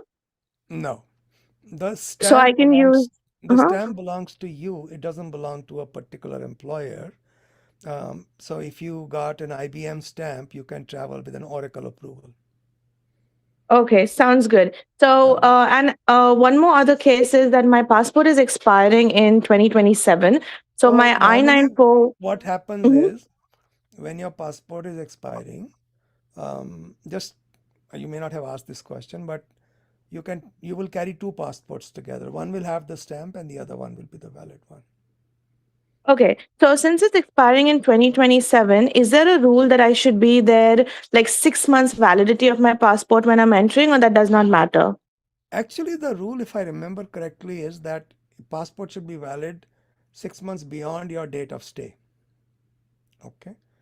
Okay. There's some exemptions. India is one of those countries, but they will still give you an I-94, which is less than your full duration. So it's better to get your passport extended before you travel or before it expires. So I think you Okay. can apply for a renewal a year ahead of time, if I remember correctly. Yes, that's correct. So I can do I can get a renewal of my passport in September. I'll get a new passport, and if I change my job after that, I'll get an H-1B approved, and I can travel and enter with the same H-1B and the new I-797 approval. Okay. That is correct. Yes, ma'am. Okay. Sounds good. Thank you. That's all. All the best. Is it Lajana or Lajana? Yeah, hi, namaste, namaste. I'm Nepal Lajana. se hain Lajana ji? Yeah, of course, yeah. Okay. Tell me, how can I help? Yeah, I'm currently in F1 here in US, and previously I had applied along with my dependent in February 25, but because of the unavailability of the group appointment, I had to split into the individual. So I got scheduled in February 25, but got denied under 221G. And at that time, I submitted all the financial document, the visa But officer hold on, asked. you got a 221G on an F1? Yeah, in February 25. And at the time, Okay. the visa officer asked me to submit all the bank statements, 6 months bank statement, to show the proof of the fund. And later they denied me on the 214B. Okay. So later then I requested a school to create a new I-20 eliminating my dependents, Mm-hmm. uh, removing the dependents from my profile, and I reapplied in March 25. Again, they gave me 221G just to verify the funds that my sponsors are sponsoring me. And later they approved my visa. I came here, and in April 26, I requested new I-20 for my dependents as well. But unfortunately, their visa got denied because they were questioning the ability to support ourselves here in US. Sure. So now I'm confused like how to proceed forward, because since then I have been traveling at the end of my every semester back home to meet my family. So I'm just stuck here, like I don't know what to do next. Are you currently working? What are you doing right now? No, I'm studying in F1. I'm When will F1. you finish your degree? It would be in May 27. Next year. Okay. Mm-hmm. So because you're from Nepal, going directly for the green card is a great option. When you get your OPT, immediately apply for your green card. That way your family can join you. Of course, you have a bachelor's from Nepal? Yeah, actually, I am international certificate, so studying my DDS here. DDS, okay. Yeah. Um, I was wondering if you could get an H1B because H4 would be the best way for them to come. It does not create any problems if they have to 14B and all. For H1B, H1, H4, it doesn't matter. So if there is a way you can qualify for an H1B, you have to ask your, because the school might have a job for you. Um, I don't know what the situation you are in is, but there is no other way to get them here unless they independently qualify for some visa that does not have a 214B problem, such as an H1 or an L1 or an O1. Like actually we are planning to apply because like it's been long, like I'm staying away from my kids. Right. So like can we reapply for the F2 with some other like You improvement can, in our you financial can, document? you can apply. I mean, there's nothing stopping you. Will Mm-hmm. you get it is another issue. तो Mm-hmm. apply करने में तो there's no issue. You can apply. Like what is the like document that we can improve like to increase the chance? Mm, Money in the bank, which is your money, and you can prove it's your money, or um, some kind of financial support because they denied the last time for Mm-hmm. lack of ability to support yourselves. If you can prove Yeah, that, at that time, my husband did show the proof of the funds for the dependents, but the visa officer said, like, we cannot believe the bank statement. mhm. Uh, and the denial was given under 214B, though they said that it is the question of the supporting ourselves here. Try करके देख लो. Mm-hmm. Um, and typically, if you have the money lying for at least 3, 4, 5 months, Mm-hmm. that probably makes it a better case. Okay, like, can we show the proof of our assets, like the movable or the immovable assets? Like, that would help us? You can show them anything you want. Normally, they will consider for support only what they call liquid assets, something that can be converted to cash within 1 year. Mm-hmm. Um, Normally, that's what they look at. But yeah, you can show them proof of whatever you can get. Okay, yes, got it. Yes, yes. Thank you so much, You're Rajiv ji. welcome. All Yeah, the best to you. All yeah. the best. Thank you. All right. Take care. Bye bye. Darsh ji, Darsh, Darsh. Hi Rajiv ji. Hey, Yes, sir. firstly, thank you so much for selflessly taking these sessions. These are very helpful. Of course, my pleasure. Uh, I'm in a bit of a situation where last week I attended, I visited Mumbai for an emergency. Mm-hmm. But since then, unfortunately, there have been like mass layoffs at the company, and I got laid off just this week. Ouch. But luckily, because my employer is based out of California, it falls under the California WARN Act. So Okay. essentially, it says that for 2 months, I'll be on the payroll. I'll essentially be an active employer, but just not work, like a paid leave or a Okay. garden leave. All right. So I'm planning to like visit, like I'm planning to fly as soon as possible. Mhm. Just wanted to know if it could cause So, any issues at the port so of this is entry. a very weird situation. Yeah. I'll take a minute to explain because this is something people should know. So this is probably in one of the frequently asked questions on the USCIS website. You can look around for it. So they said just exactly your situation. I'm traveling. I'm in another country, and there's a layoff in my absence. Do I get 60-day grace period? Mm-hmm. And the answer was no, you do not. But if you are able to come back to the US, we will give you the 60-day grace period. What does that mean? Yeah. Okay. So the answer is their own frequently asked question says if you can make it back, we'll honor the 60 days. So try it. As long as you don't Mm-hmm. lie about anything, why not? Fair, makes sense. Because on the letter, right, that I got, it clearly says that I'm still an active employer until like the next 2 months. Yeah. And then like I Give it think a the shot. I mean, 60-day ज़्यादा grace. से ज़्यादा Yeah. 10 ना ही कर देंगे ना, गोली तो नहीं मार देंगे. Exactly. So like I'm preparing, like I was thinking like if it's a positive answer from you, then I might just take the I flight, only like worry the about a next one. decision if I think I'm going to get shot. Then I Yeah, worry a little bit. fair. Okay. Totally fair. Yeah. Rajiji, one quick question also.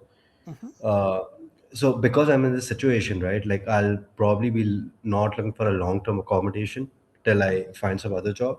So my parents were planning to apply for the B1, B2 visa from India.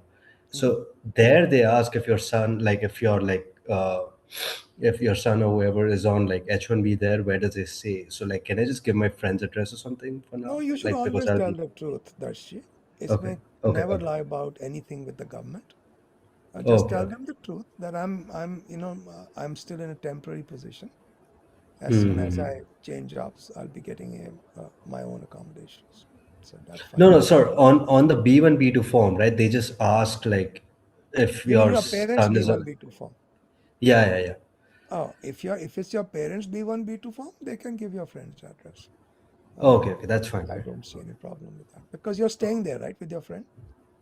No, so I'll be staying in a temporary accommodation, so that won't be a long-term accommodation. So like until like What is the temporary? so I was looking to sign a lease for a month or so, I and would let's use say that if the address. interview I would use that that address. address. Yeah, Oh, okay, okay, sounds good. Thanks a lot, Rajiv because ji. yeah, Appreciate that's it. the way I see as being the better way to go. Okay, Fair, fair, totally get it. Thank you. all the best. Hi, Nani, go ahead, please. Hi Rajivji, thanks for doing this session. You are my Uh, favorite South Indian hero, man. What can I tell yeah, you? yeah, thanks. His birthday is, I think, yesterday, that Nani, if you're referring the same one. Yeah, Yeah, he's a very good actor. Tell me, yeah. So how can I I'm in a help you? situation, wanted to clarify on I'm currently on a STEM OPT on my, wanted to have a clarification on the concurrent employment. Mhm. So my situation is like I've Your first started year OPT, STEM OPT. STEM OPT. My STEM OPT ends in the June 2026, like 4 months down the line.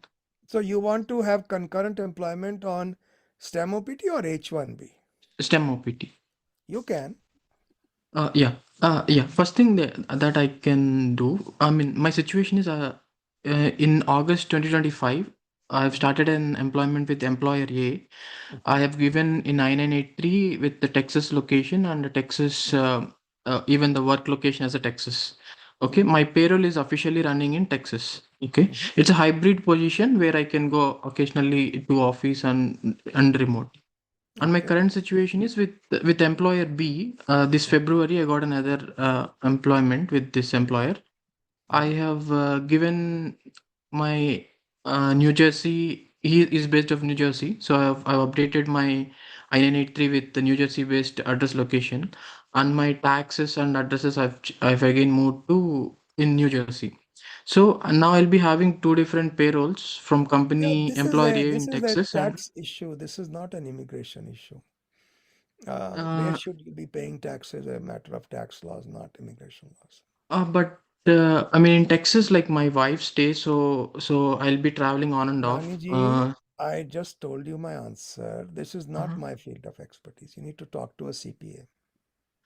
No, I mean my problem is like during filing of H1 this year, will USCIS ask like why you have like a two different Yeah, payrolls they in should. Jersey? They should ask you if they have their eyes open. They should say, "What is going on? How come you are living in two states?" So it's like I told you, this is a tax issue. This is not an immigration law issue. Okay, as They long were. as I can prove that I'm traveling, that should be fine with the USCIS with the explanation. This is a tax issue. If IRS Oh, rules okay, allow sure, you sure. to do that, Okay. and actually more than IRS, the state laws of Texas and New Jersey allow you to do that. Mhm. So Okay. I have no knowledge of these laws. Oh, sure, Rajivji. And my employer B is ready to sponsor for me a level 3 wage this year. So in Right. future, if I get laid off and if I wanted to shift to another employer after getting my H1 approved Oh, to that's wage fine. level 2, so That's is it? fine as long as you're not trying to game the system in government's opinion. As long Mhm, as this is a genuine problem, and mhm. you end up going to another employer where the wage level is two, I think it should be fine. Okay, but we can't with the same client. I cannot shift my employer, right? I don't know the answer to that question. Okay, If you okay, try to sure. game the system, you could end up losing the lottery and more. Yeah, yeah, that's definitely that. Yeah, sure. Yeah, Okay. sure. Yeah, thanks, Rajivji. Yeah, you have All a the good day. best, Jay. SJ. Namaste, Rajiv ji, and thank you so much for conducting these sessions. Of course, you're welcome. My Namaste. How are you? question is not related to H1B. Mhm. Me and my wife are here in the US. My wife is on an F1 and I'm on F2, and my wife is pursuing a PhD. She's already a PhD candidate, and hopefully she will graduate next year. Okay. So my question to you was, is this a good time for her to apply for a green card, or should she wait till she graduates? Um, well, is she going to travel? You said she is going to convert to H1B, right? No, no. Right now she's a student. She's doing a PhD. She But will will she graduate convert to next year. H1B soon? What is the plan? We don't know if she gets a job. Obviously, that is the plan. If she can get a job, she will like to convert to Then how is she H1B. going to apply for her green card? What category? I Exactly. think That's they're referring to EB1A for the EB1 or EB. Yeah, yeah, because EB1A. her university suggested to her that why don't you apply for a green card now? And in fact, some of her classmates who are of course from different countries have Yeah. already got a green card. The problem is they're probably thinking EB1B, Aditya ji. The problem with green card is this. As an Indian, her green card is going to take a very long time. Right. And there is always that theoretical, if not practical, possibility that if she travels on a student status and she has a green card in process or approved, they I-140 approved, they can say, well, it looks like you are no longer a bona fide student. Okay. Although they don't normally do that, but they can theoretically. So I think you'll have to take some kind of a mixed approach. What I suggest is um, get her O1A approval also. Okay, if she's ready to start working, if she qualifies for an EB1, she definitely qualifies for an O1. Okay. The advantage of O1A is O1A is, although not by statute a dual intent visa, by practice it is considered to be a visa where you're allowed to file a green card. Okay, so it's far safer. Now, if she's with the university, she probably has a cap exempt H1B available, right? I guess so. But that is if the university agrees to employ her. We don't know that as for Yeah, you sure. can check They are saying that. they don't have funds. If they are not going to do that, then filing an EB1A is a great idea as long as she's aware that there is a possibility she could have trouble traveling outside the US. Okay, so basically the flip side is she cannot leave the country till it gets approved. Well, she can. I think she'll be okay, but there is always a risk. Okay, suppose we decide not to travel. That's okay. That's not a big thing. Yeah, then, yeah, sure. Then go for it. I would apply. Without waiting for the graduation. Yeah, so for EB1A, PhD is not Yeah, mandatory required, it's exactly. nice to have 5%, it will help you, but that's not a requirement to It's not a graduate in requirement. PhD. Yeah. plenty of people get EB1As Yeah, even when they have bachelor's degrees. yeah. We just did one for an entrepreneur who I don't think he finished his bachelor's degree, but he made a lot of money. Yeah, but as you said, with our Indians, there's a long backlog and a long waiting period, so we Well, don't still, know. it's much shorter than other Yeah. categories. I think that's a future, right? You can reach out to me. I got my EB1A approved already, so I can help you there. Yes, But Dr. Aditya, I would love to get in touch with we you. have a lot of other people who are really need Rajiv sir's time. So yours is a future perspective, so I can guide you. No, you can definitely apply, but just be Yeah, sure yeah. that you're okay with the constraint to travel. Okay. Okay, thank you so much. I'll get in touch with Dr. Aditya. Thank you. Sure, thank you. All the best. Thank you. Pooja Singhavi. Yeah, Rajivji, I'm not taking away your business, but those questions No, are I like don't care. future.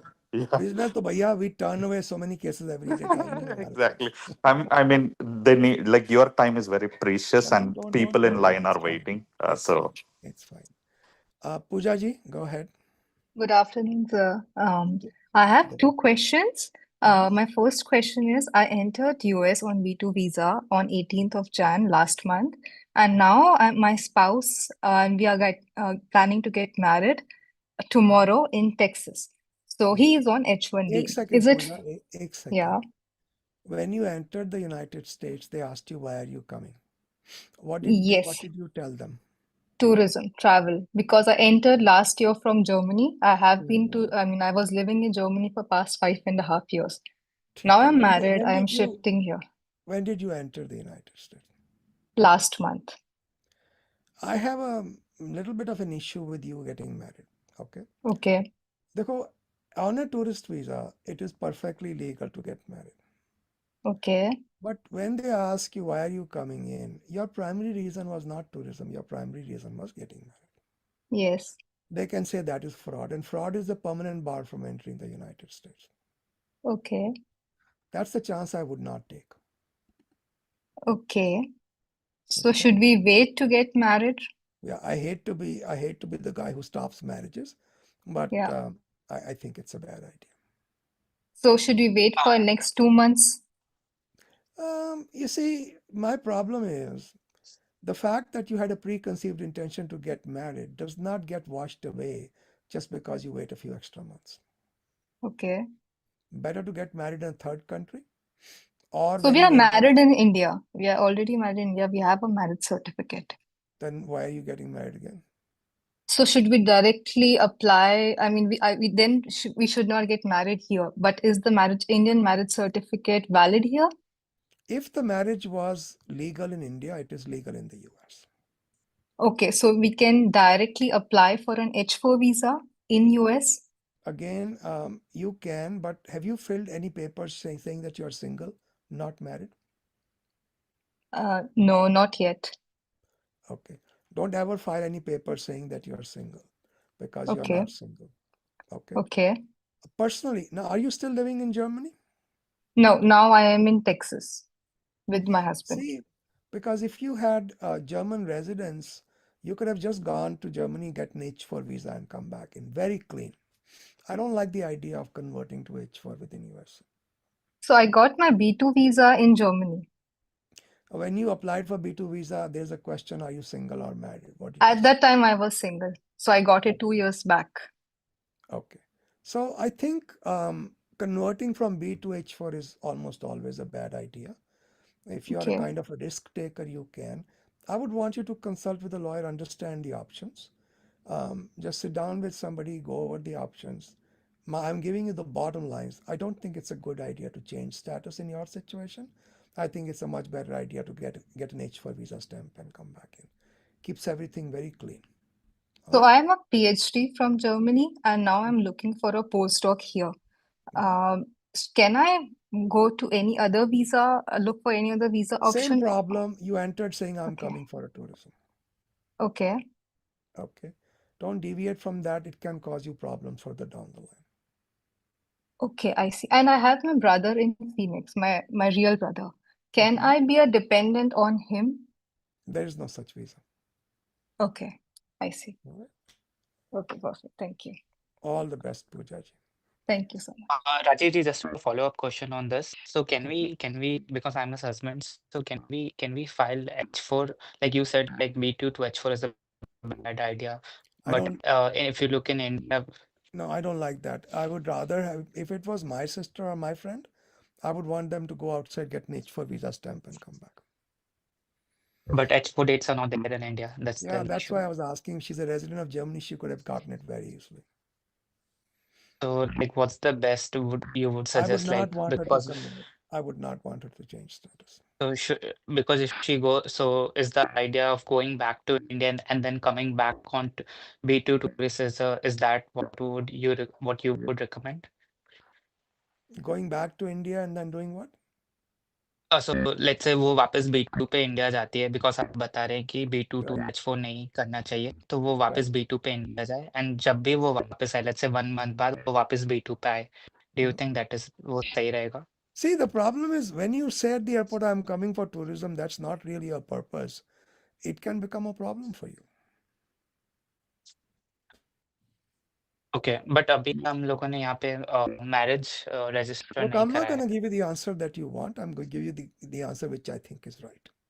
Am I God? No. Okay All I'm giving you is my best guess. I think it's a bad idea.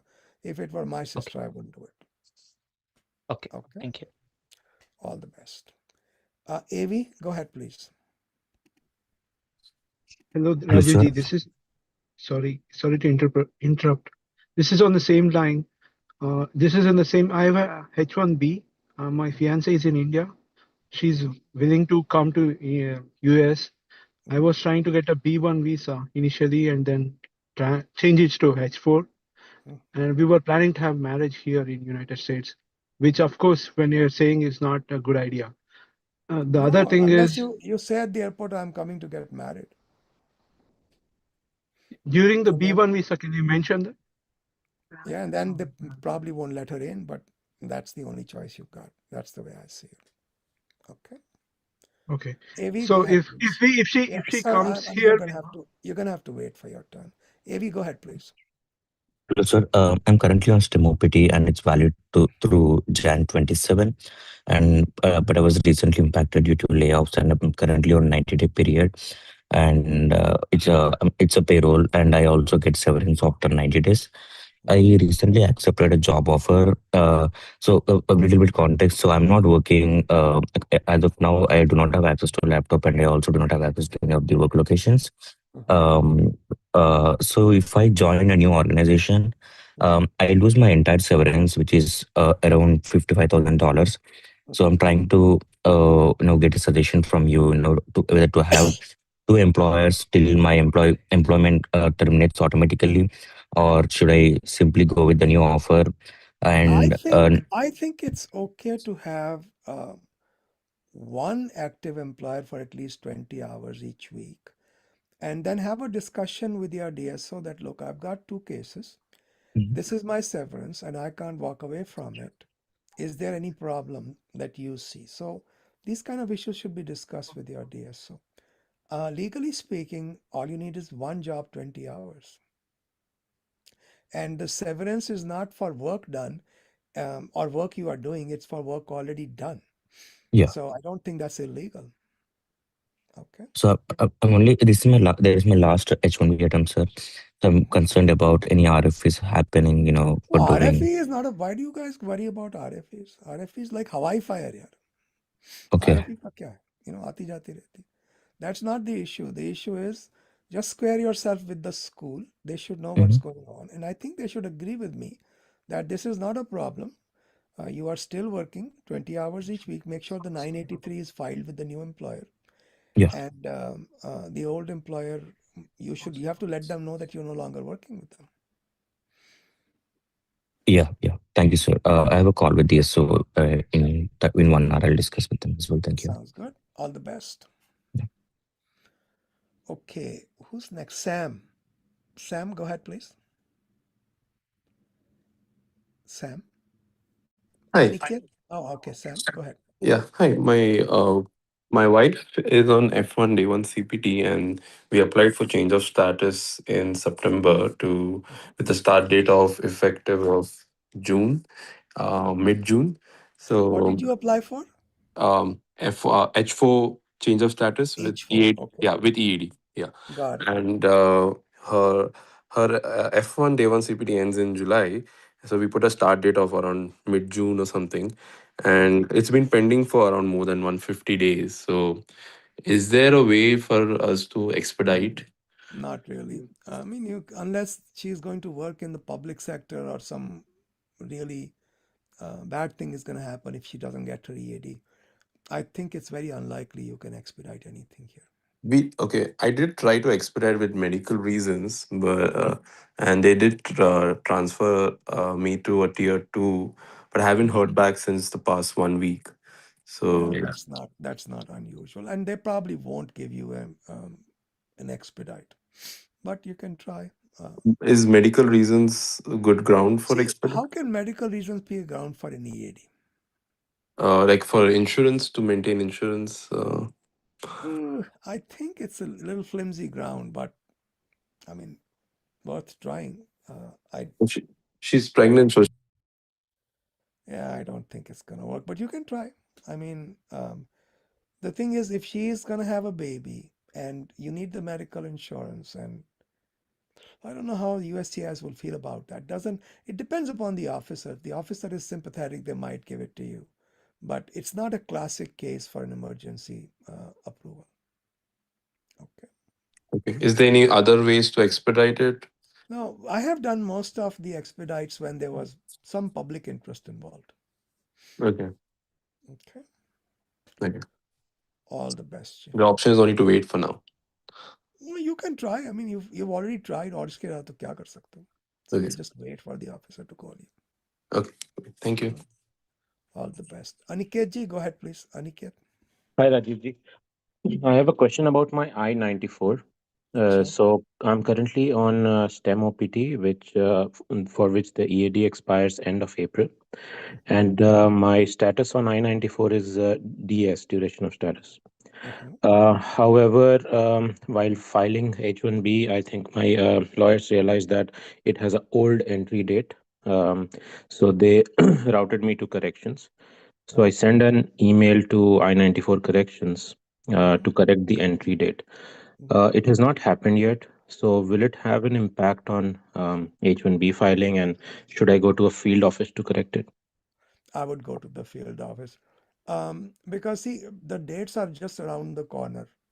If you Mhm. are going to file an H-1B, it starts on April 1st, right?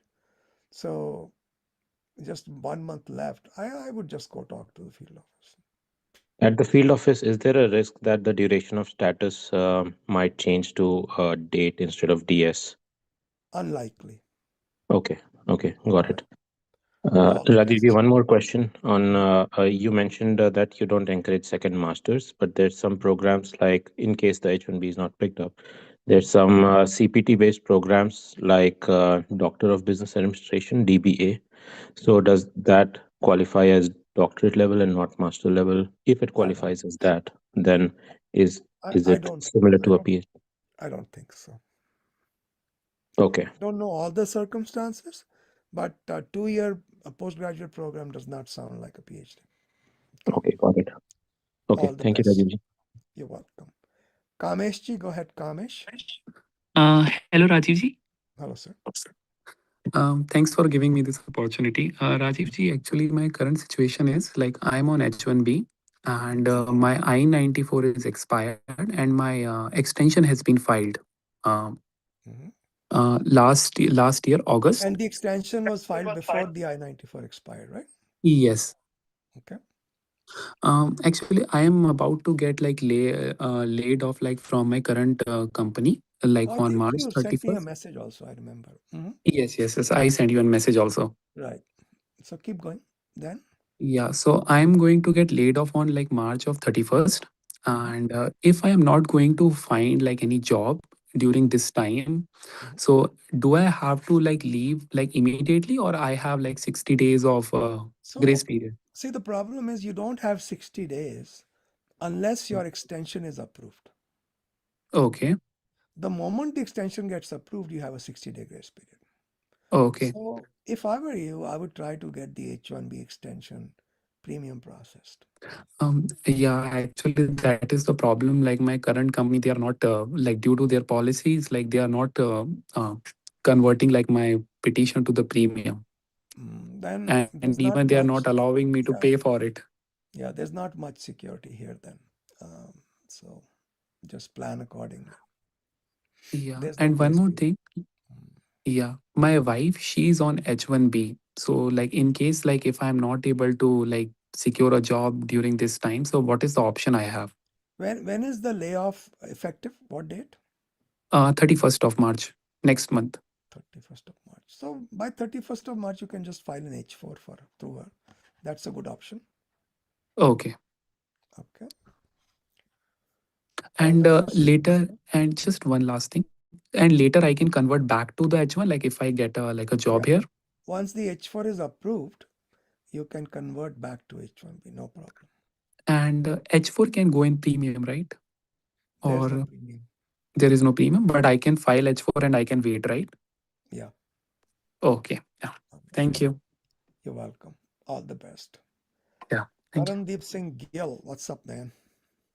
Hello, Rajiv ji. Thank you so much for organizing this session. Of course. I am an MBA student at University of Michigan. I'm on an F1 student visa right now. Unfortunately, I lost my Indian passport, which also had the F1 student visa stamp. So I'm in the process of getting a new passport reissued. It's going to come in 10 days. I'm also checking up visa appointments back in New Delhi, which is where I got my F1 student visa. Do Right. you recommend I travel back during this scenario to get F1 visa stamped before my graduation date, which is May of 2026? No, I want you to finish your graduation. नहीं तो उत्थे जाके फंस जाओगे तो मुड़ के फिर वापस नहीं आना होना. You don't speak So Punjabi, Gill sahab? that I do speak a little bit of Punjabi, sir. Okay, that was But, horrible. I said, if you go get stuck there, you won't be able to finish your degree, man. So, but sir, the only thing that I have as a point of concern is if I go back after my, let's say, completion of my degree to get this F1 visa at some point, because my employer is also going to file for my H1B. I will be starting employment in July. Is there a then concern then that then don't travel at all, na, Tarandeep. Don't travel. If you can avoid the travel, that is the best thing. Because you don't need a visa while you are inside the United States. So you're fine. so from an F1 student visa to an H, if I get the lottery, wouldn't my employer need for to file a change of status, and for that they need my previous visa? They do not need a visa. They need your I-94. Okay. And if I intend to travel after my graduation, I'm just weighing the chances here. If I travel before my graduation or after the Yeah, graduation. I think there is no non-zero risk option here. If you Okay. travel, there is a possibility you may not be able to get an F1 visa to come back. Even after I have held an H1 visa, I have, sorry, even after I have held an F1 visa and I have, let's say, a driving license, social security number, I've filed my US tax returns and all of those None proofs. of that makes any difference. Okay. All right. All right. Thank you, sir. You're welcome. All the best, Jim. Thank you. Aditya ji, what's up? Dr. Padate? Oh, sure. Hi, sir. So I'm here on behalf of my brother Prithviraj. I think he's on the call too. Acha, Uh, acha. I think we paid for the B2 RFE for your frame just right this morning. We are waiting for your appointment, but your appointment, we got it on 3rd March. Um, I think they were asking me for a 7:30 appointment. That's too early. I'm working on a couple of appeals that need to go out. mhm. Your case is urgent. What's going on? Yes, yes. Very urgent. Actually, so my brother, he got laid off from an organization, and then 60 days kicked in. And after that, there is a government shutdown.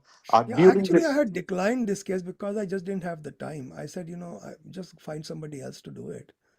But you already hired the firm, right? You've already taken. अच्छा with आप एक you only. काम. Yeah, I Yeah. understand. I understand. I remember.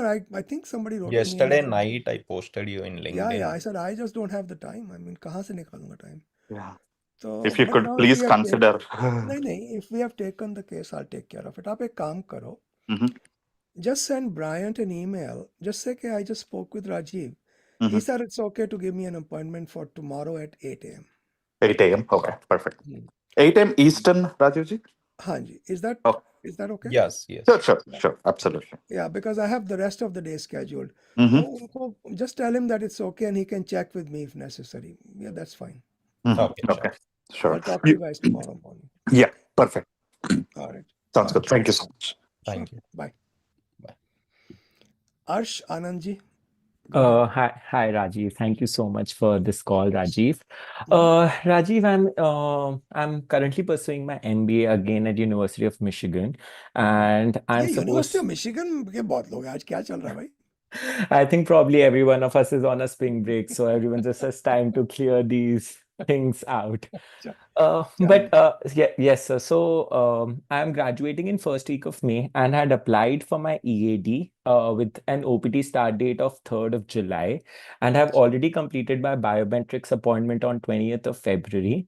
However, recently my employer offered me a joining date 10 days earlier than 3rd of July, which is 22nd of June. So I was wondering whether would you recommend me to withdraw my EAD application and file a new I-765 application with 22nd June? My DSO is recommending me you mean against it. you would do a premium processing Yes, my company will reimburse me the अच्छा cost, so that's not an एक issue. second एक second there are three different dates you have to juggle for OPT. Have you talked with your DSO? They'll give you a new recommendation. You are set Yes, that time period. Then yes. then there is no harm. Go for it. And one quick question here. So I guess the process is for me to send a letter to the to USC, I guess, Did you for file it online or did you file it? filed it online and did You my should biometrics as well. you should be able to do it online, right? You should be able to withdraw it. No, I still have to send a letter. I can No, upload it also. can't you upload your letter as unsolicited material? I can do that. But my Yeah. question here, Rajiv, was that do I need to wait for an official confirmation that my application has been withdrawn? Or I can just, as soon Yeah, as I I think you will have to do um, because the problem is you can't have two applications pending at the same time. They'll send the other one back. got it. Got So it. yeah. And got it. Just two quick follow-up questions there. A, my DSO was saying that why do you want to come in the eyes of USC? I guess this might not look good. So is there any issue from that No, I don't standpoint? think so. ये कोई ससुर की आंख थोड़ी ना जो छुपा के चलना पड़ता है Got it. You are And not नई नई नवेली दुल्हन दुल्हन नहीं हो आप ऐसा कुछ नहीं yeah, got it. And Rajiv, what is the typical time frame in which I can expect from your past experience that a withdrawal confirmation? I don't have any experience with this. Got it. I'm trying to think of so I think uploading it as unsolicited evidence may be the fastest thing. Got it. Understood. Understood. Yeah, this was it. But Thank. don't neglect also simultaneously sending it by mail. Make Yes, sure I you will put do down it. the receipt number and Yeah, make sure you put down that I'm refiling it. Please, this is only a withdrawal of this number receipt. It is got not it. a नहीं तो वो दोनों ही withdraw कर देंगे आपके. Got it. Got it. Got it. And biometrics is not an issue that even though I've completed my I don't biometrics, think so. that's That should be an issue. got it. Got it. That's it. Thank you so much, Rajiv. Thank You're you so welcome. much. All the best. Yeah, Yeah, Ayan withdrawal ji, takes 60 days. Sorry. ji, got what? it. Thank Thanks. you. Yeah, Ayan ji.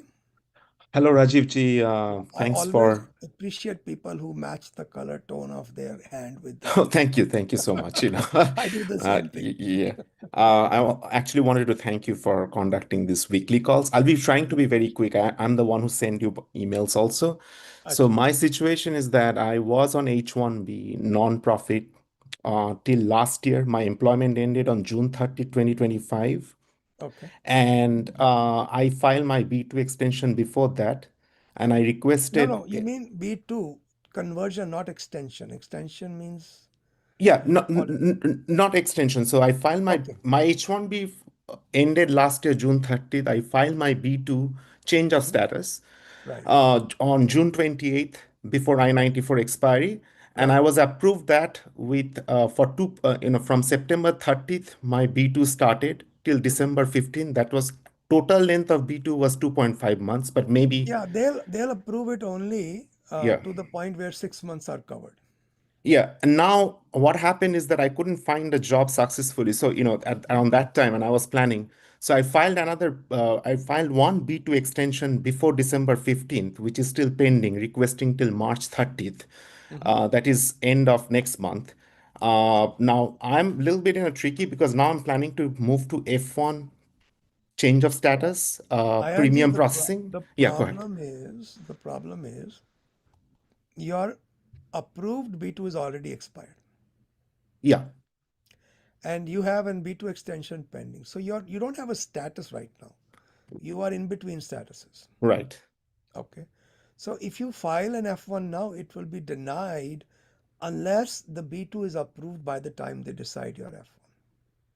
Okay. And unless the B2 is decided by before my F1. So can I file a premium processing? No. F1. Well, the problem is you file it premium processing, that makes your chances of getting a B2 approval before F1 are even worse because Okay. F1 will come for adjudication before. I see. That's the problem. And there is no B2 expedite. So, and by the way, converting from an extension B1, B2 to F1 can be tough because they are questioning that very closely. Okay. Uh, so I'm trying to understand what should I do? I mean, should I get Well, a I call think with it? you don't have much of a choice but to wait for the B2 decision, which probably could be a denial. I hate to tell you that, but if you are lucky, you might get an approval. As soon as you get an approval, file for F1 change of status. I see. Okay. All right. Th- okay. Thank you so much. Yeah. You're welcome. All the best. Thanks. Yes, sir. Josh, go ahead, please. Josh Ji. Hello, Rajiv. Thank you for conducting these calls. Of course. I'm currently on STEM OPT in US, and it's expiring on 16 July 2026. And my employer is a H-1B cap exempt employer, and they have filed for my H-1B under premium processing, and I believe I should have the approval next week. So my question is, and my F1 visa is also expiring in July. My question is, can I travel to India for vacation and get back in STEM on STEM OPT before July? Okay, so your employer is cap exempt Yep. and they plan to apply for your H1B in July.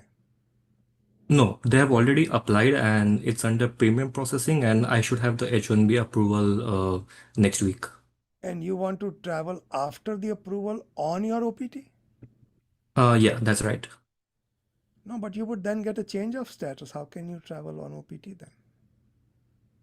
But my H1B start date is on 17th July. That's what I asked you. So they are making it effective July. Yeah. So I remember there was a frequently asked question on this, precisely this fact pattern, and government said that's fine. That was in connection with a cap case, but the principle is the same. So the question was, I am on F1 right now. Mm-hmm. My H1B has been approved, but Mm-hmm. it is effective October 1st. Can I travel on F1 and return before October 1st? And the government said yes, because your H1 doesn't kick in until October. Correct. One thing you cannot do, you cannot travel while the change of status is pending. Correct. Yeah. But once it is approved, before it kicks in, you are okay to travel. Okay. So my employer said that they may ask questions at the CBP that H1 is a dual intent visa, right? And I'm trying to enter on F1. So will that be a problem?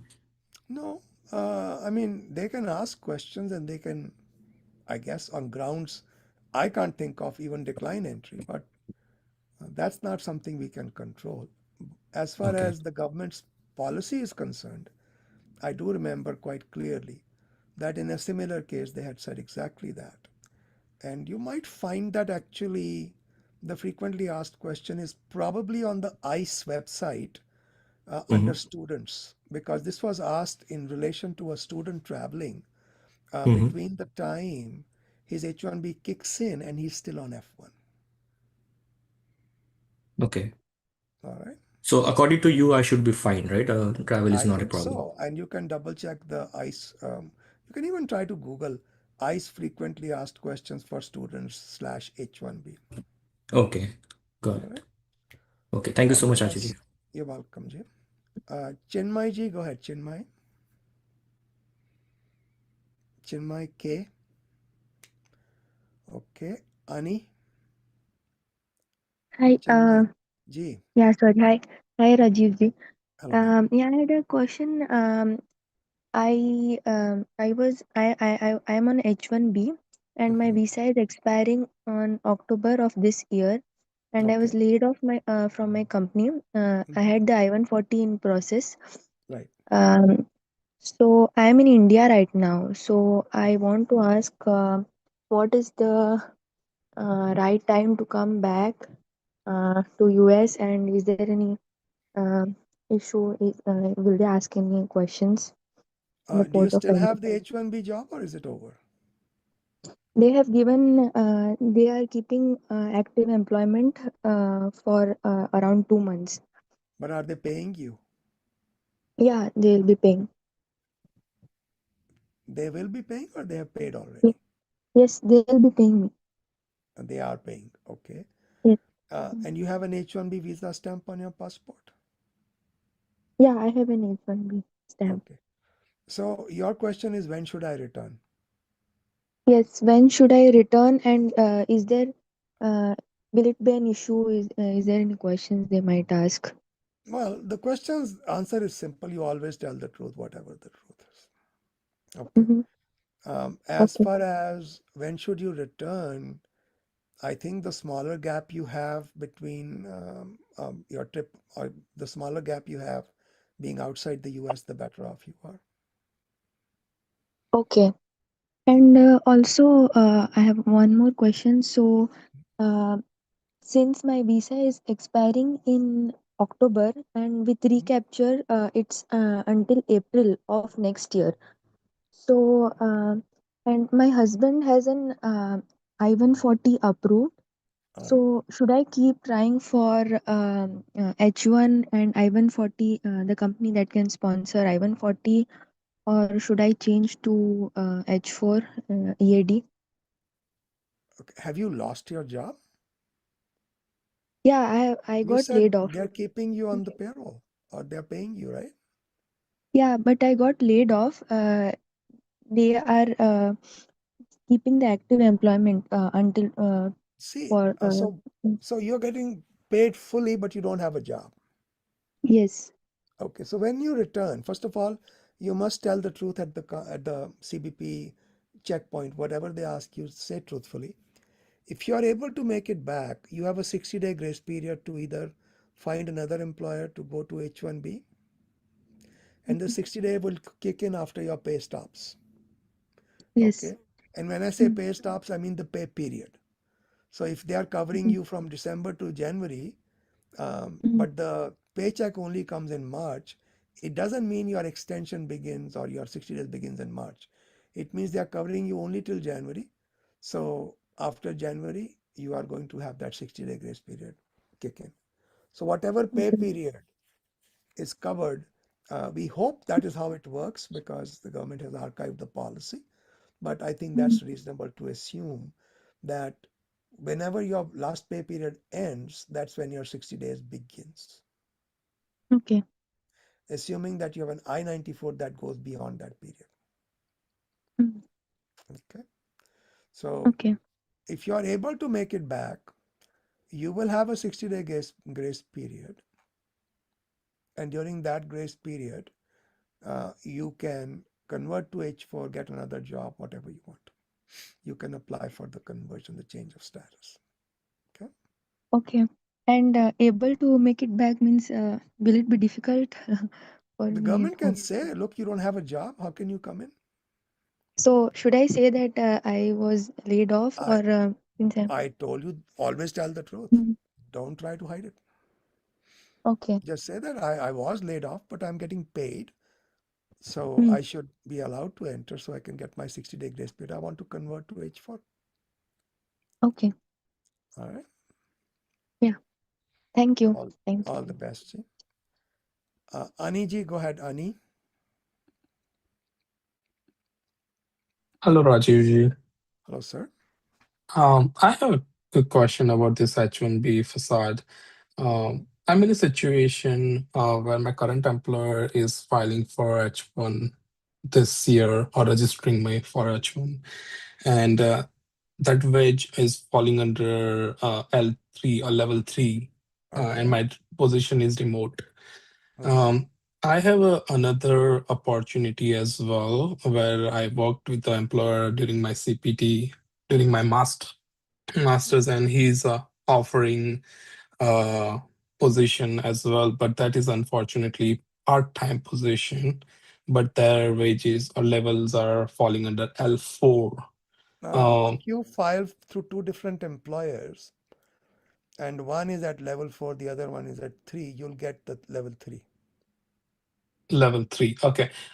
Do I get a chance to choose to go with the Once part-time? the lottery is approved, either one of the employer or either one of the employers could file for you. I think that rule is still the same. But definitely for lottery selection, they'll take the lower one. I believe that both employers can file, and you can take your pick whichever employer you want to go with. So if I get selected and if that's a level 3, that is fine. I do not have any problem with that. But if I decide to go for an employer, or I'm not sure how it's going to work out, but let's say hypothetically speaking that the level 4 employer is getting picked, but then I choose which one to go for. That I just go with the continuous who is currently I'm working See, with, no, or wait. First of all, when you have a level 4 and a level 3 employer file for you, lottery is level 3. okay, perfect. Okay. Okay, so it doesn't matter. Then I can choose which employer to go with. Exactly. And that's Okay, what I believe. You perfect. can double check that, but I believe that's how it will work. I know that they will always pick the lower number, but Mhm. I don't remember about the multiple filings. If that's an issue, I don't think it is. Okay, perfect. Thank you, sir. All the best, Ji. Shaurya Srivastava. Hi, Rajiv ji. Hello, sir. So I have a quick question about F1 renewal. So I Okay. came to the US in 2021 for my bachelor's. I graduated in May of 2024. I worked for 1 year on my OPT Okay. and they applied for my H1B. It wasn't picked up though. So I came back to school to do my master's. And now my current F1 stamp is expiring in July this year. So I wanted to ask, should I go back home to get it renewed, get it re-stamped, or should I just wait until graduation to get it Yeah, re-stamped? I wouldn't go right now. I would wait until graduation because if they stop you, at Mhm. least you would have finished your degree, right? Right, right. That's what I would do. I would wait until the degree is finished. Makes sense. Thank you. Okay. All the best. Thank you. Yeah. You're welcome. Srini Badri, go ahead, please. Hey, thank you so much, sir, taking out this time and just helping everyone here. So my question pertains to my N400 naturalization application. I can share the context. So my green card got approved in May 2021. 6 months prior to receiving the green card, which is roughly December 2020, my petitioner, right, got acquired by another company. Okay? And that Were other you on H1B at that time? Yes. Okay. Then what happened? So the company got acquired in December 2020, like 6 months prior to receiving my green card. And from April 1st, that new company has my name as a starting date. Okay. So my question pertains to what is the employment in history information I need to present in N400 because So Can- hold on. Yeah. Whenever you have a doubt about a situation, put down your best estimate of truth and attach an explanation. Just say, this is an explanation for part 4, question number 34.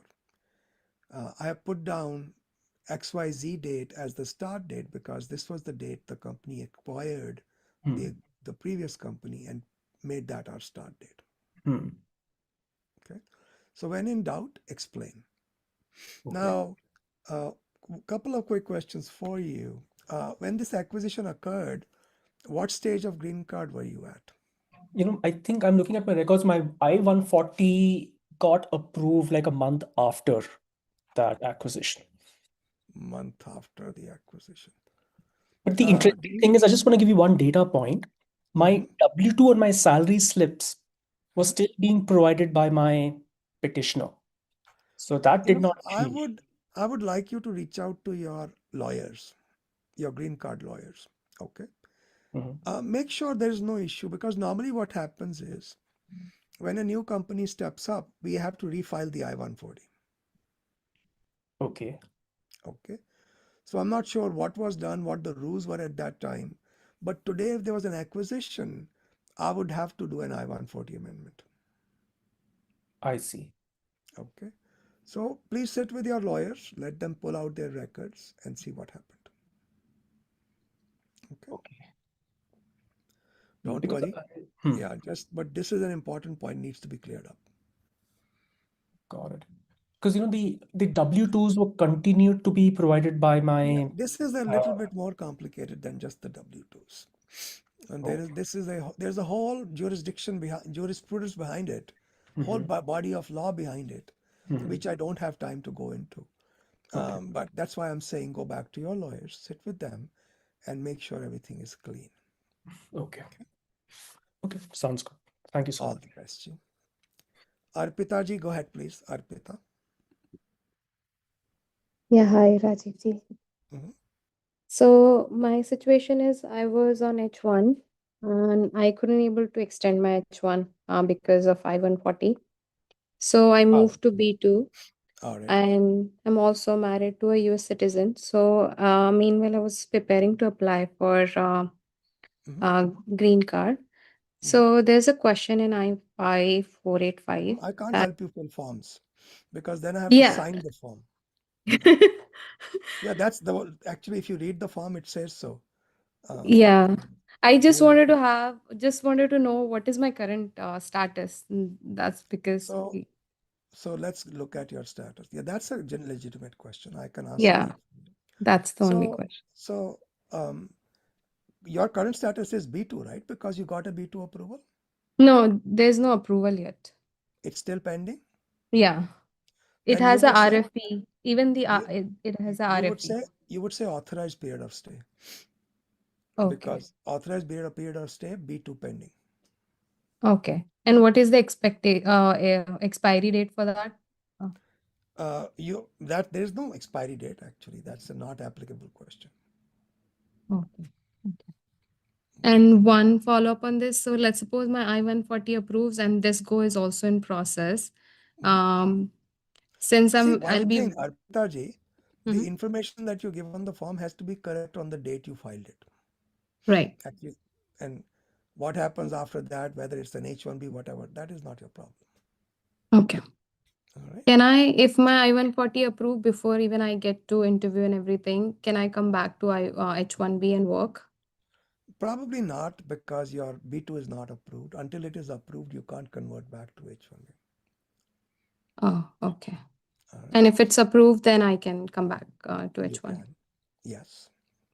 By the way, one good news is that most of the family-based green cards that I've seen being filed for spouses of US citizens, their approvals are coming within 90 days, including the interview. Oh, okay. Yeah, which is hopefully quite surprising. I mean, yeah. I hope that is how it goes with you also, but this happened in several different states with us. I think Colorado, Oregon, Seattle, which is Washington State, and California. So it seems to be very quick all of a sudden. I don't know why. Okay. Okay. Thank you so much. You're welcome, Ji. All the best. Keshav Kumar. Hello, Rajiv. Thank you so much for doing this. So, Rajiv ji, my context is that I came on a F1 visa in the fall of 22, graduated in the summer of 2024. I did get picked in the H1B lottery in the 2025 attempt in the first year of my OPT. In the regular cap itself, although my program was a master's program, I did not even use my STEM OPT. uh, considering the service got terminated, and I received my I-797A, and change of status happened in October 1st, 2025. When you Uh, say your service got terminated, you mean it was terminated because you applied for a change of status, yes, exactly. not because of any criminal problem or anything like that. No other Okay. reason. The DO, Okay. yeah, like No, I the got it. university. I got it. I got it. So Yep. keep going. Then Uh, what happened? so unfortunately, I got laid off a couple of weeks after the change of status happened, and I had 60 days by which I couldn't find a job offer. So I left the US and came back to India. Okay. But like 1 week of me landing in India, I got an offer for the start date of March 1st of 2026. Okay. So my question to you, Rajiv ji, is that I have received biometrics as well as an interview for my B1, B2 slot in India in 2 weeks' time. Mhm. So should I, when I go to that interview, should I mention about my approved H1B petition of last year, 2025? That's Well, the you're first not question. required to say any of that unless they ask you about it. But here is the problem. Let's say you go to B1, B2 interview, they don't ask you anything and you haven't said anything untrue on your DS 160. Even the problem is sometimes government can hold you to um, a non-disclosure also. They can say you should have told us. I'm not sure H1B disclosure is required. Um, it's a tough call. It's a very tough call. You have an H1B visa stamp already or no? No, Rajiv ji, that's the problem. Yeah, so you have that proclamation thing hanging over your head. Yes. So the lawyers tried to do the transfer, and they told me that the 100K flat up because I needed a consulate notification. Well, the weird thing is, government tacitly acknowledged the fact that people might be traveling on a B1, B2 to convert to H1B. And it is said somewhere in the proclamation explanations that um, if you come to the United States in other status, you can convert to H1B and not be subject to the 100,000. And that's why government is going to be careful about issuing B1, B2s. Okay. Okay. So the takeaway from that is they expect us to travel on B1, B2 and then convert to H1B. I don't know the answer to that question. I'm always uncomfortable advising people to travel on B1, B2 when their intention is to convert back to H1B. I wouldn't do it. You wouldn't do it, right? Nope. Can I just ask one follow-up question, Rajit, in Mm-hmm. this? So I have like a valid F1 visa till July 2027. Yeah, but So you I've don't been have. Yeah, do you have a school an so I-29 I'm school? in touch with certain Day 1 CPT programs right now, and one of the DSOs of a Day 1 CPT school actually Mm-hmm. mentioned that coming back on a F1 visa would Mm-hmm. abandon my H1B status of 2025. So just wanted to take your No, that's not true. Because you got a change of status, you actually worked for 2 weeks, right? correct. That is not true. More than 2 weeks also actually. Yeah, that So is not true. Once you are admitted, which means you got a change of status, you have no problem. okay. So you would suggest me to come on a F1 visa and then do change of status again.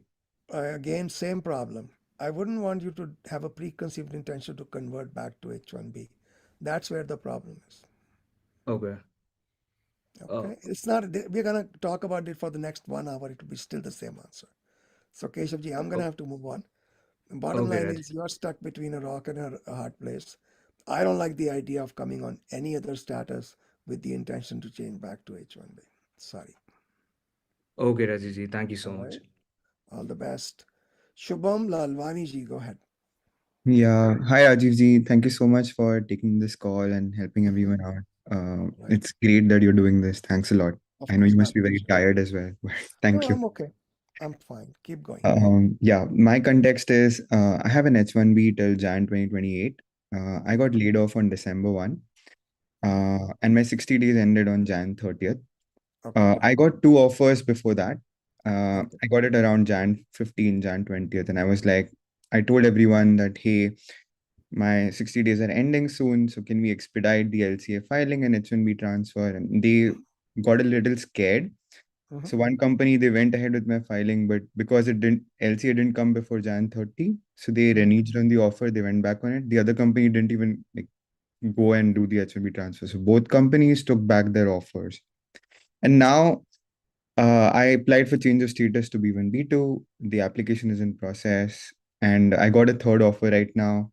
And I'm very worried. Like, should I inform them proactively? Should I let the manager know? Should I let the lawyers know? So I didn't tell anyone. Now they've opened the portal, the H1B application portal, where they asked me specifically for my last three salary slips and whether I have any pending applications. So I have uploaded the I-797 approval notice for my I-539 uh, change of status application, but I'm really not sure whether I should proactively inform my manager right now, whether I should proactively talk to lawyers and what's going to happen. Shubhamji, there are two issues here. One is personal, the other one is professional. Personally, I always say things the way they are. It can end up costing me opportunities, it can end up costing me money. I really don't care. I just do not like to misrepresent anything to anyone. Number one. That's personal. Professional, if there is ever a question on any of the government forms and the information you gave is incorrect, you are committing perjury. Okay. So that's a very serious problem. And that's not true for all forms, but it's true for a whole lot of forms. So my choice is always to tell the truth. Partly it is personal and partly it's professional. Okay. Yeah.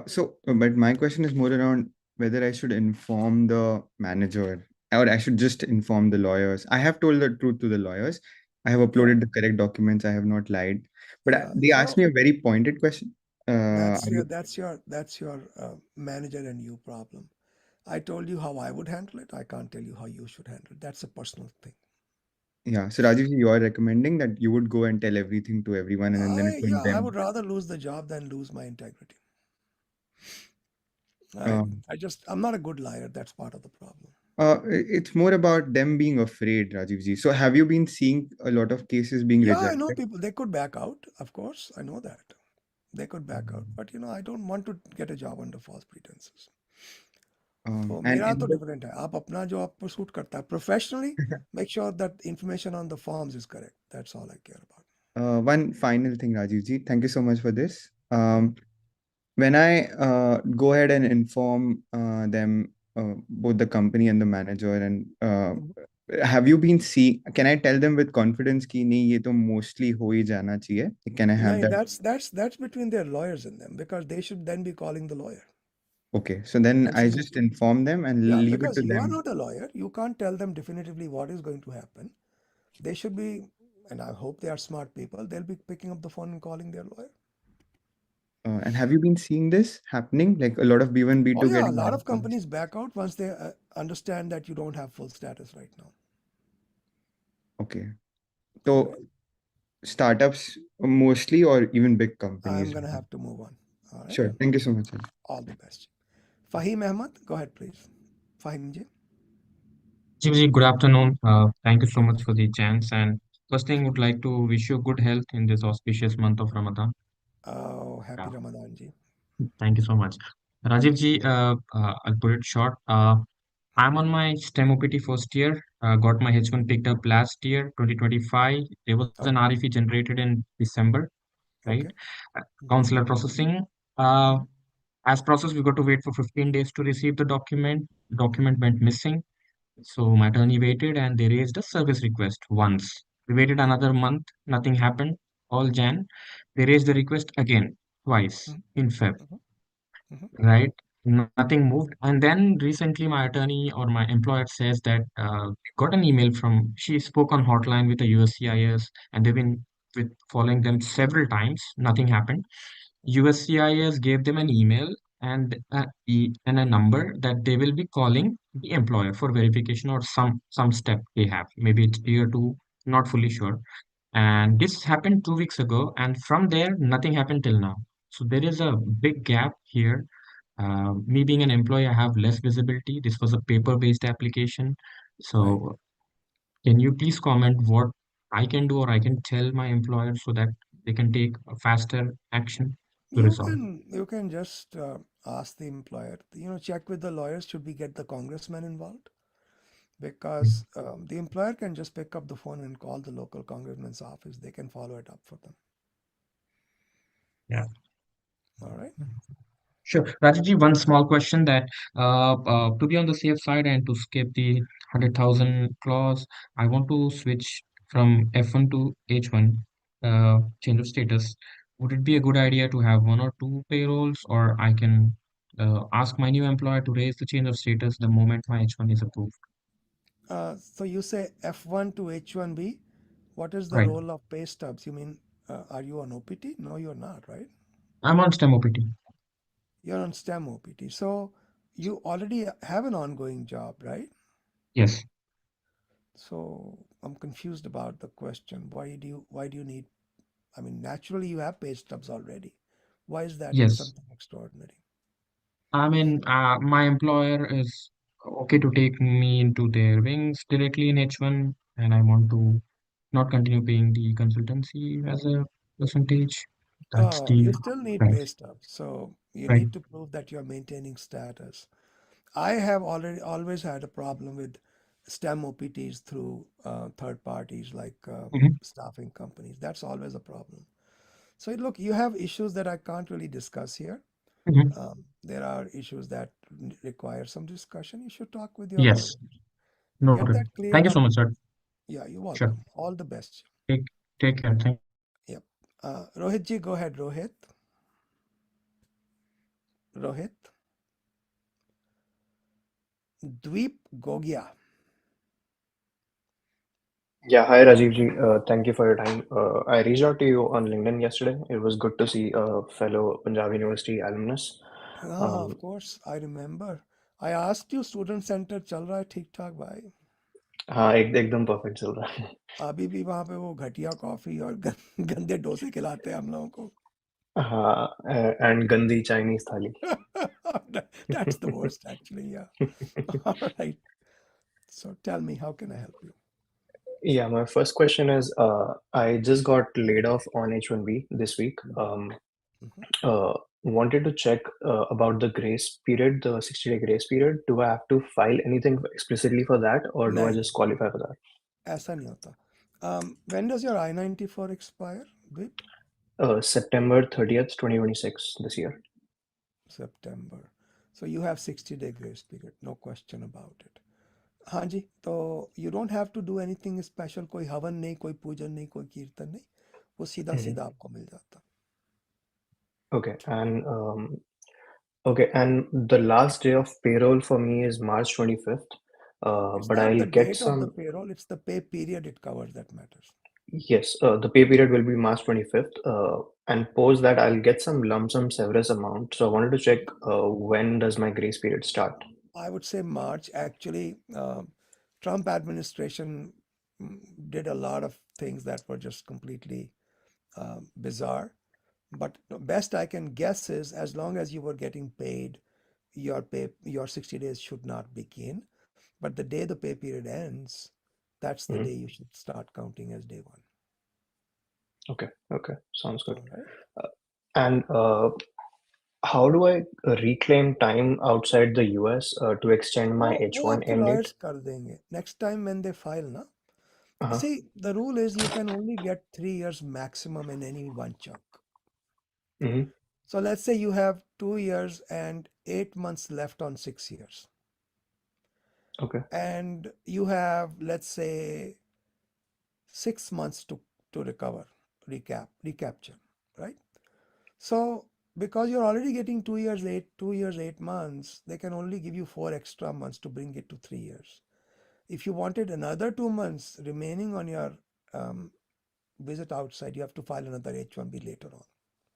So you can recapture anytime you file the H1B to the maximum extent of 3 years. Okay. Okay, got it. All right. And one last question. My H1 is exhausting on end of September this year. Okay. What are the options for me to extend that? I don't have an I-140 approved. Yeah. You said when is it expiring? September 30th this year. You don't have a whole lot of time. Nothing you can do, sir. You can't extend your H-1B because you just don't have enough time. All right? Okay. Okay. All right. All the Thank you. best. All right. Take care. Rohitji, go ahead. This is Rohit. Ji. Yeah, so I have just quick three questions. Thank you for this opportunity again. So currently I'm a software engineer and I'm below the wage level 1. So company still said they'll be filing, but what are the chances being a wage below Well, they're wage not level gonna now? be there. It's not gonna go through the lottery because you are below the level 1. See, what government said was, if you have a prevailing wage source other than the regular government source, and your wage is actually below level 1, we'll treat you at level 1. But if you are actually you don't have a wage survey source other than the one the government uses, and you're Yes. still getting paid below the required salary level of 1, they won't consider you in the lottery. Got it.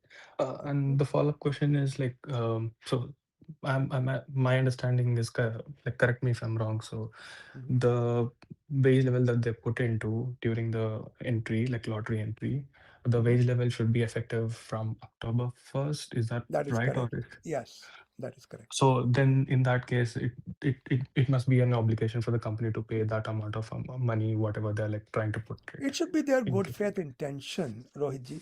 Okay, If for yeah. some reason come October 1st and they don't have the business case for it, they can say, look, we tried. We wanted Okay. to give it to you.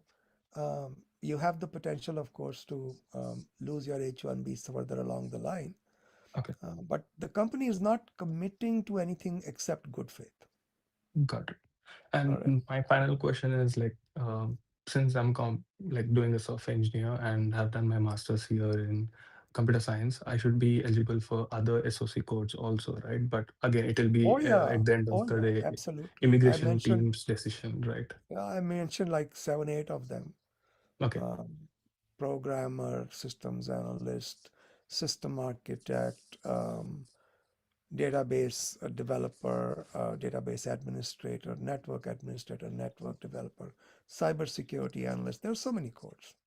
Got it. Okay. Yeah, sure. All right. Thank you, sir. Thank you. All the best to you. Yeah. B as in boy, go ahead. B as in boy, go ahead.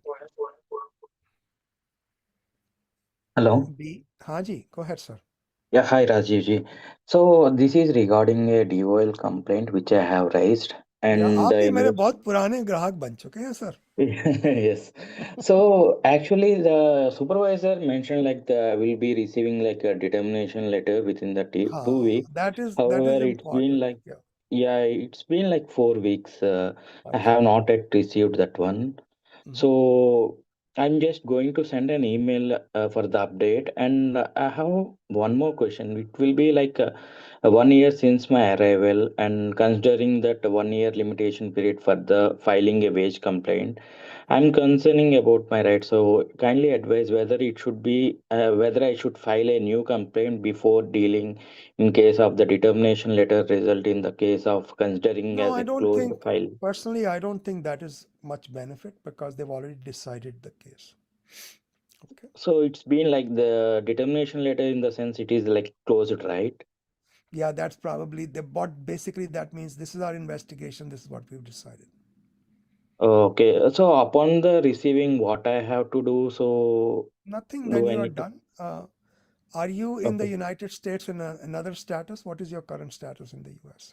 So I have I have filed for the transfer based upon the DOL complaint. Okay. Is it pending or approved? It is in pending state. You should get that premium process so that you know the result of what's going to happen. Because otherwise you are subject to 10-year bar if you are here without authorization for 1 year, unlawfully present. So just get that premium processed so you know whether you have to leave or not. So what about this DOL complaint? So I'm not going to get any of the wages. That is not going to wait for you. Whether you are Okay. outside the US or inside the US, that is going to go on. Determination letter will come to your US address. Okay. Okay. Okay. Okay. Thank you, Rajesh. All the best. Ji. Muhammad Khan, go ahead, Khan Sahab. Mohammed Khan. Hello, Rajiv ji. Hello, sir. Thank you for taking my question. Mm-hmm. Give me just a second. I'm sorry. No I problem. have it written down. Okay, so I'm on my STEM OPT. This is my third year of OPT, so this would be my last chance for H1B, and my employer is filing for H1B.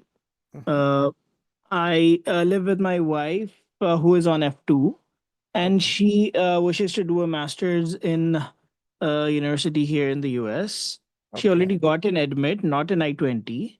So my question is, do I proceed with an H4 alongside mine, or do I do a change of status from F2 to F1 for her?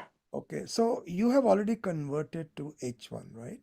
No, I'm still on STEM OPT, and they will be registering for the lottery in March. Okay. So right now this question is premature, right? So you have to make sure that she's maintaining her status. If you are validly in F1 and she still has F2 time left on her approval, then she's okay on F2. But the moment you file for H1, if you win the lottery, then you should file Yes. for her H4. Does she want to go to F1, you said? Yes, I mean, she wants to do a master's. Can she study on H4, or Yeah, does what I she would have do to do is, an F1? I would start her on H4 and then convert to F1. Okay. Because then Because that gives her the OPT and the STEM OPT, right? yes, H4 does not give No, OPT. no, it does not. Okay. All right. But then the H1B will start in October of this year, and F1, I mean, her semester starts in August. So, Yeah, but at some point, um, she's on F2, right? F2 can study yes. also. Check with the DSO. I don't think it should be a problem for her to start school because she'll be going from F2 to H4, ultimately to F1. After one semester on H4, she could convert to F1. Discuss this with the DSO. Let's see if he has some other ideas. Okay. All right. Right. And I also wanted to, this is the first time I'm attending one of your meetings. If I have any other questions after talking to the DSO, how do I reach out to you? Come back on Thursday. On Thursday? Thursday is a Or very holy day in Muslim culture. Remember that. okay, I'll see you next Thursday. Thank Niyaz you. का नियाज का दिन होता है sir ये. जी जी. हमारे यहाँ तो because I lived in an area where there was a very huge Muslim population. तो हम नियाज तो नहीं, हम तो बिरयानी खाने जाते थे. So I know Thursday is very important day. All right. तो Thursday के Thursday. Ji Thursday, inshallah, I'll talk to you. शुक्रिया बहुत बहुत. All right. Take care. Bye bye. Take care. Bye. Ravi ji, go ahead. Rajiv ji. Quick question. I know you're answering a lot of questions. Thanks for those and conducting this. So I stay in Ohio, Rajiv. I work to a client here in Ohio. It's a typical question. So my employer is based out of Virginia, Right. and he filed my LCA in Virginia itself. From last 7.5 months or 8 months, to be specific now, I have not been paid by my employer. Ouch, I'm ouch. working, but I'm not being paid. I'm trying to follow up with him quite a number of times. He's giving some other excuses, stating Acha, that Ravi, he's before you lose, you have 1 year time period to file a complaint. Okay.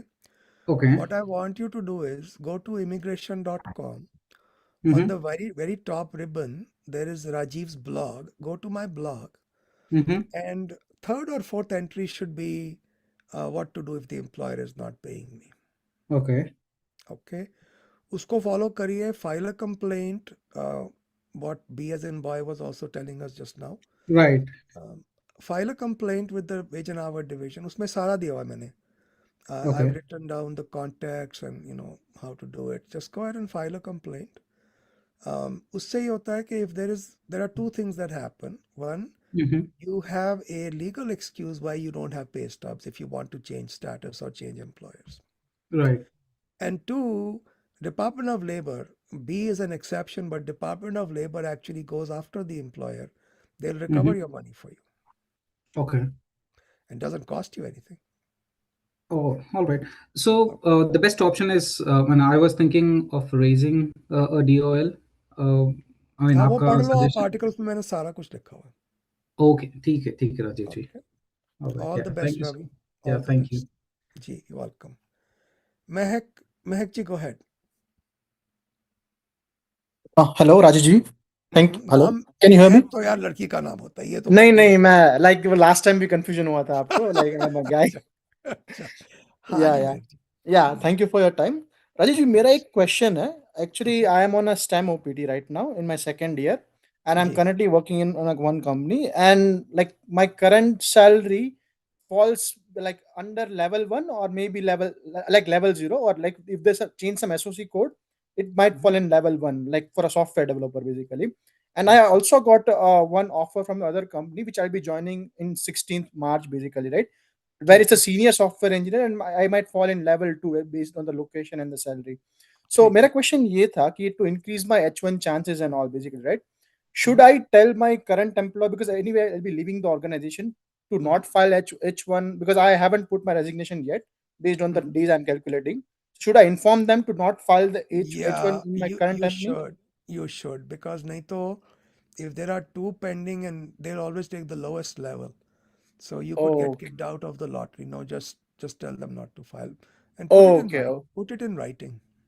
Okay, perfect. Yeah, that's the best. Okay, thank you so All the much for this. best ji. Yeah, thank you. Take care. Bye bye. Bye bye. Partha हम Krishna Hello. बोल रहे हैं. Hello. You know who Parth was?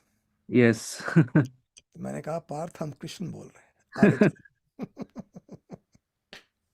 So, sir, thank you so much for conducting this session. Of course. And basically, my updated I-20 was not uploaded for the STEM OPT extension.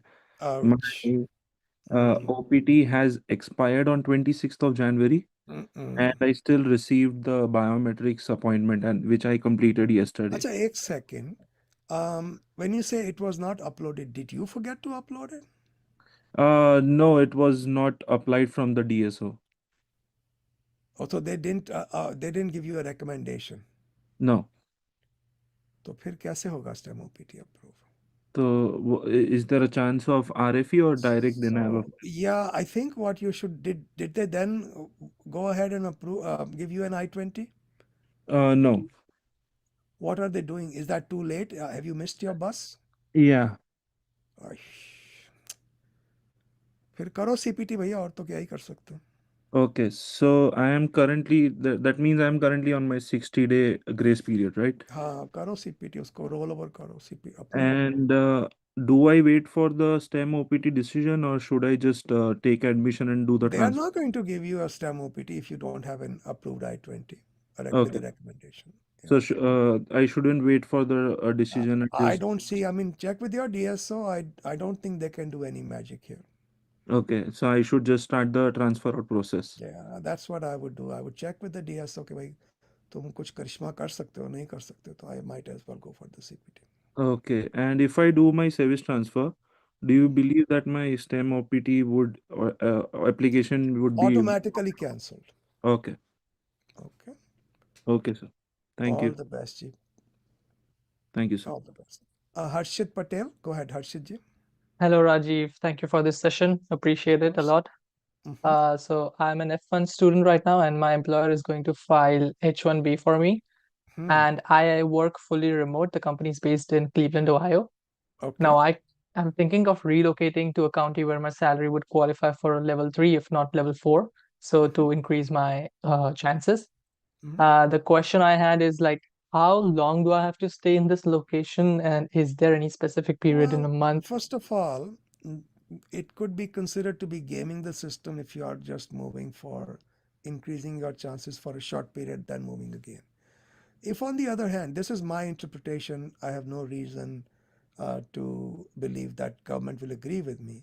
But my position is, if I move before even the lottery begins and I get a long-term lease, for example, 1-year lease in the location, should that not be okay? I think it should be. Yeah, my plan is to do exactly that. I And think the that should be okay. But would the government agree with you and me? I do not know. so what should like do you think I should be there till I get my H1Bs? That's like October. You should not leave at all. You should finish your 1 year lease before you make any other plans. Okay. And is there anything else I should be careful about? Any forms, anything with my university? No, I can't think of it. I mean, you have to file for a change of address. That's required under the student rules. Okay. All right. Okay. All the Awesome. best. Thank you. You're welcome. Divyansh Joshi. Hi Rajiv ji, thank you so much for hosting these sessions. Of course. I am currently in first year of STEM OPT, and my case is similar to the guy who was just speaking before me. Arey nahi. Did the DSO screw up? No, the guy after that. After that, तो मुझे याद नहीं. So, like, I'm currently in first year of STEM OPT, and I am evaluating best next steps to improve my अच्छा, you're H1B. thinking of changing locations. Yeah, like my timeline for the job that I have been doing is like 6 months I was remote, and then for 1 year I was hybrid after that. And now I'm considering like two options. The option one is that I stay hybrid, but the good thing that happened was my office work location where I go and work is changing effective from March 1st to a lower wage county due to unrelated leasing issue. But my current home address is in a higher wage county. And if I stay hybrid, that would mean I would fall under the higher wage level, right? But Yeah, no.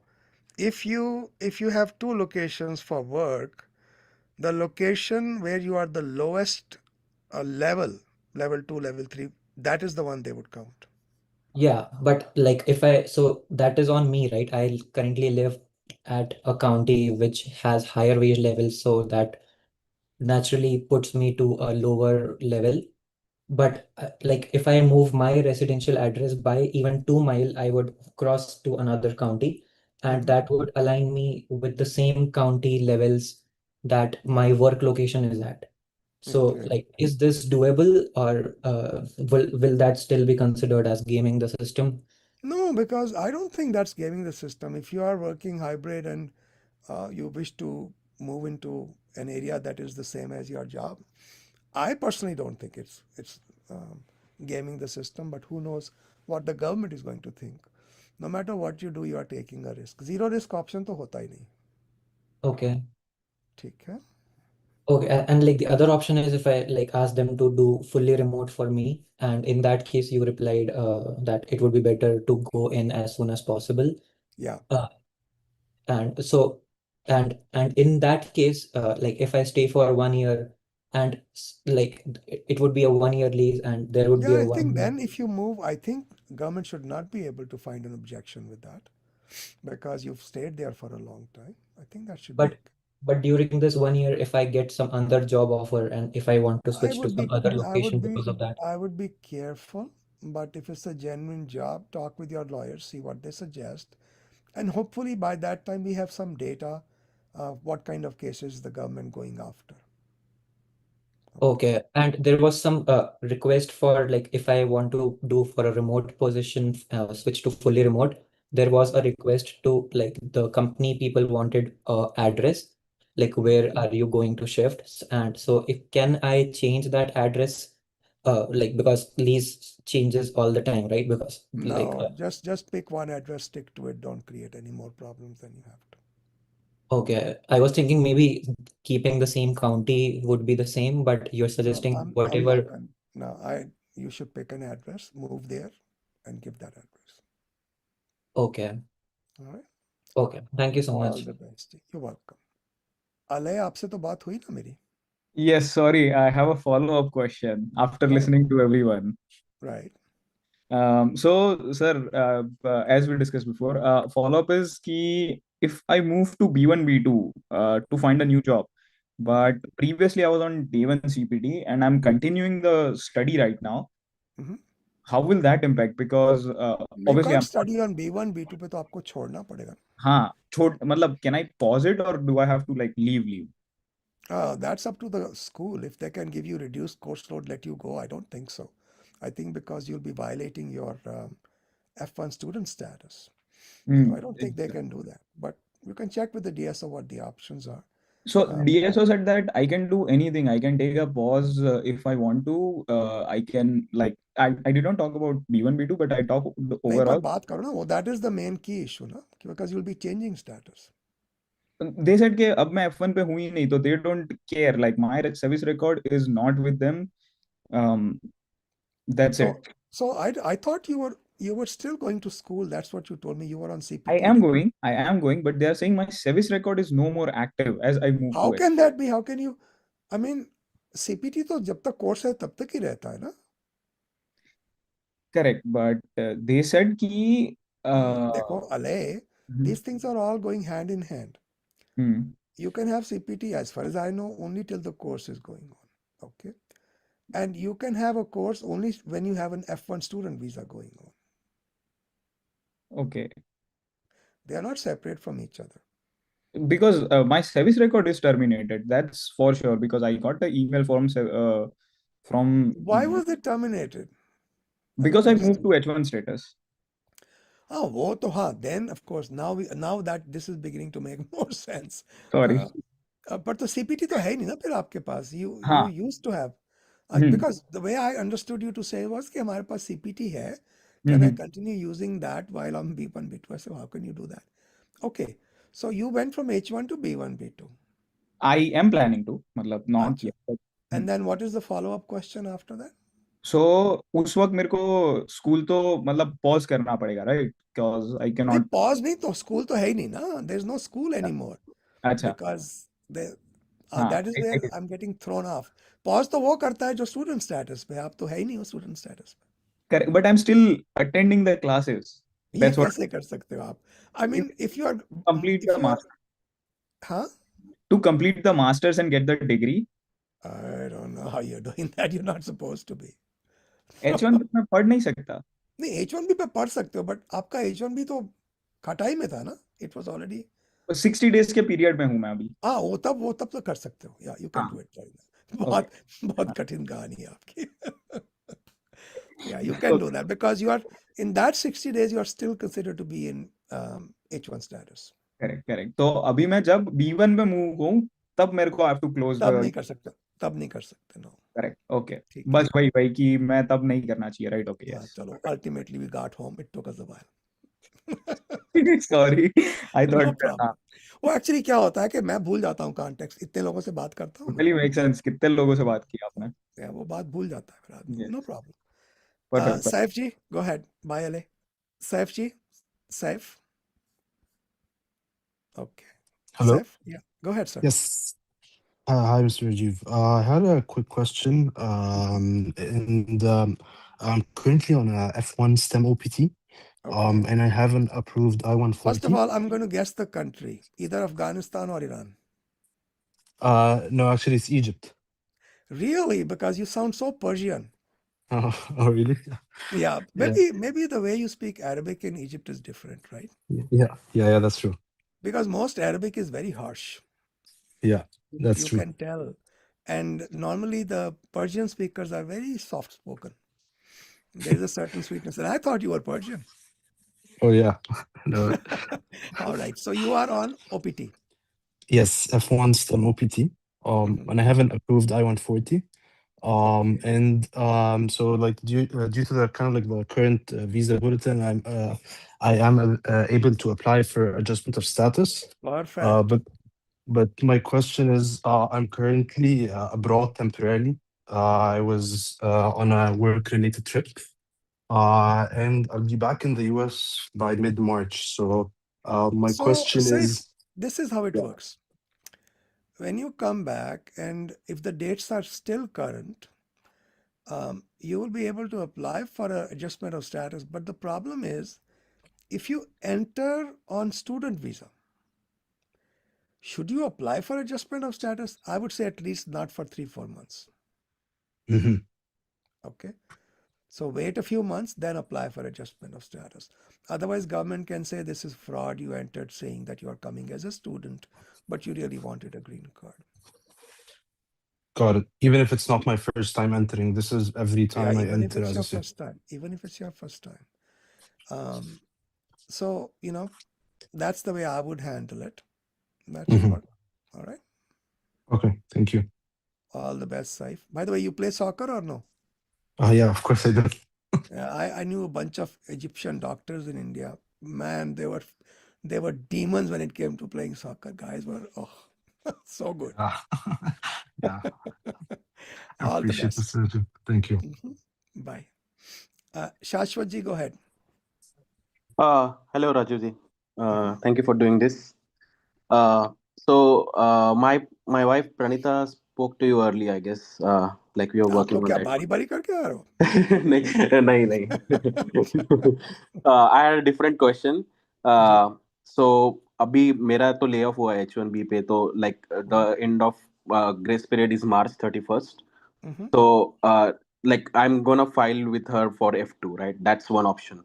And the other option is like other option means in the meantime I applied for a university and I got an admit for a PhD program.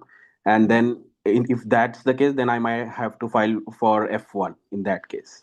And the third option is basically B1, B2, that in case नहीं, if I think you could do kind of a mixture. B1 B2 भी कर दो और F1 change of status भी कर दो. Okay.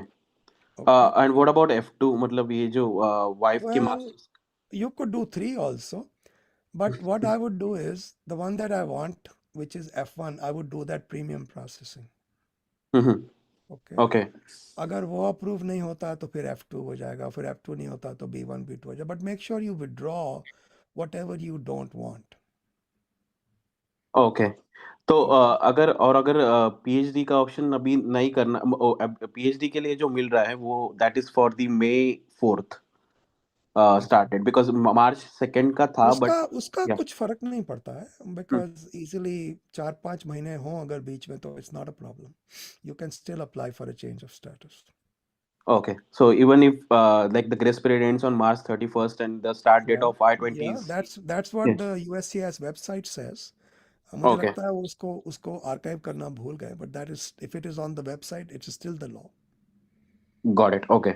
Or do you still recommend or like I heard you saying that उसमें भी RFEs आ रहे हैं अभी फिलहाल F1 के लिए. Yeah, B1 B2 पे they want your entire life story के बड़े होके बनना क्या चाहते हो भाई?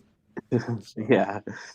So and then last question. So as wife is filing for F1 and that is like the F2 I'm filing with her.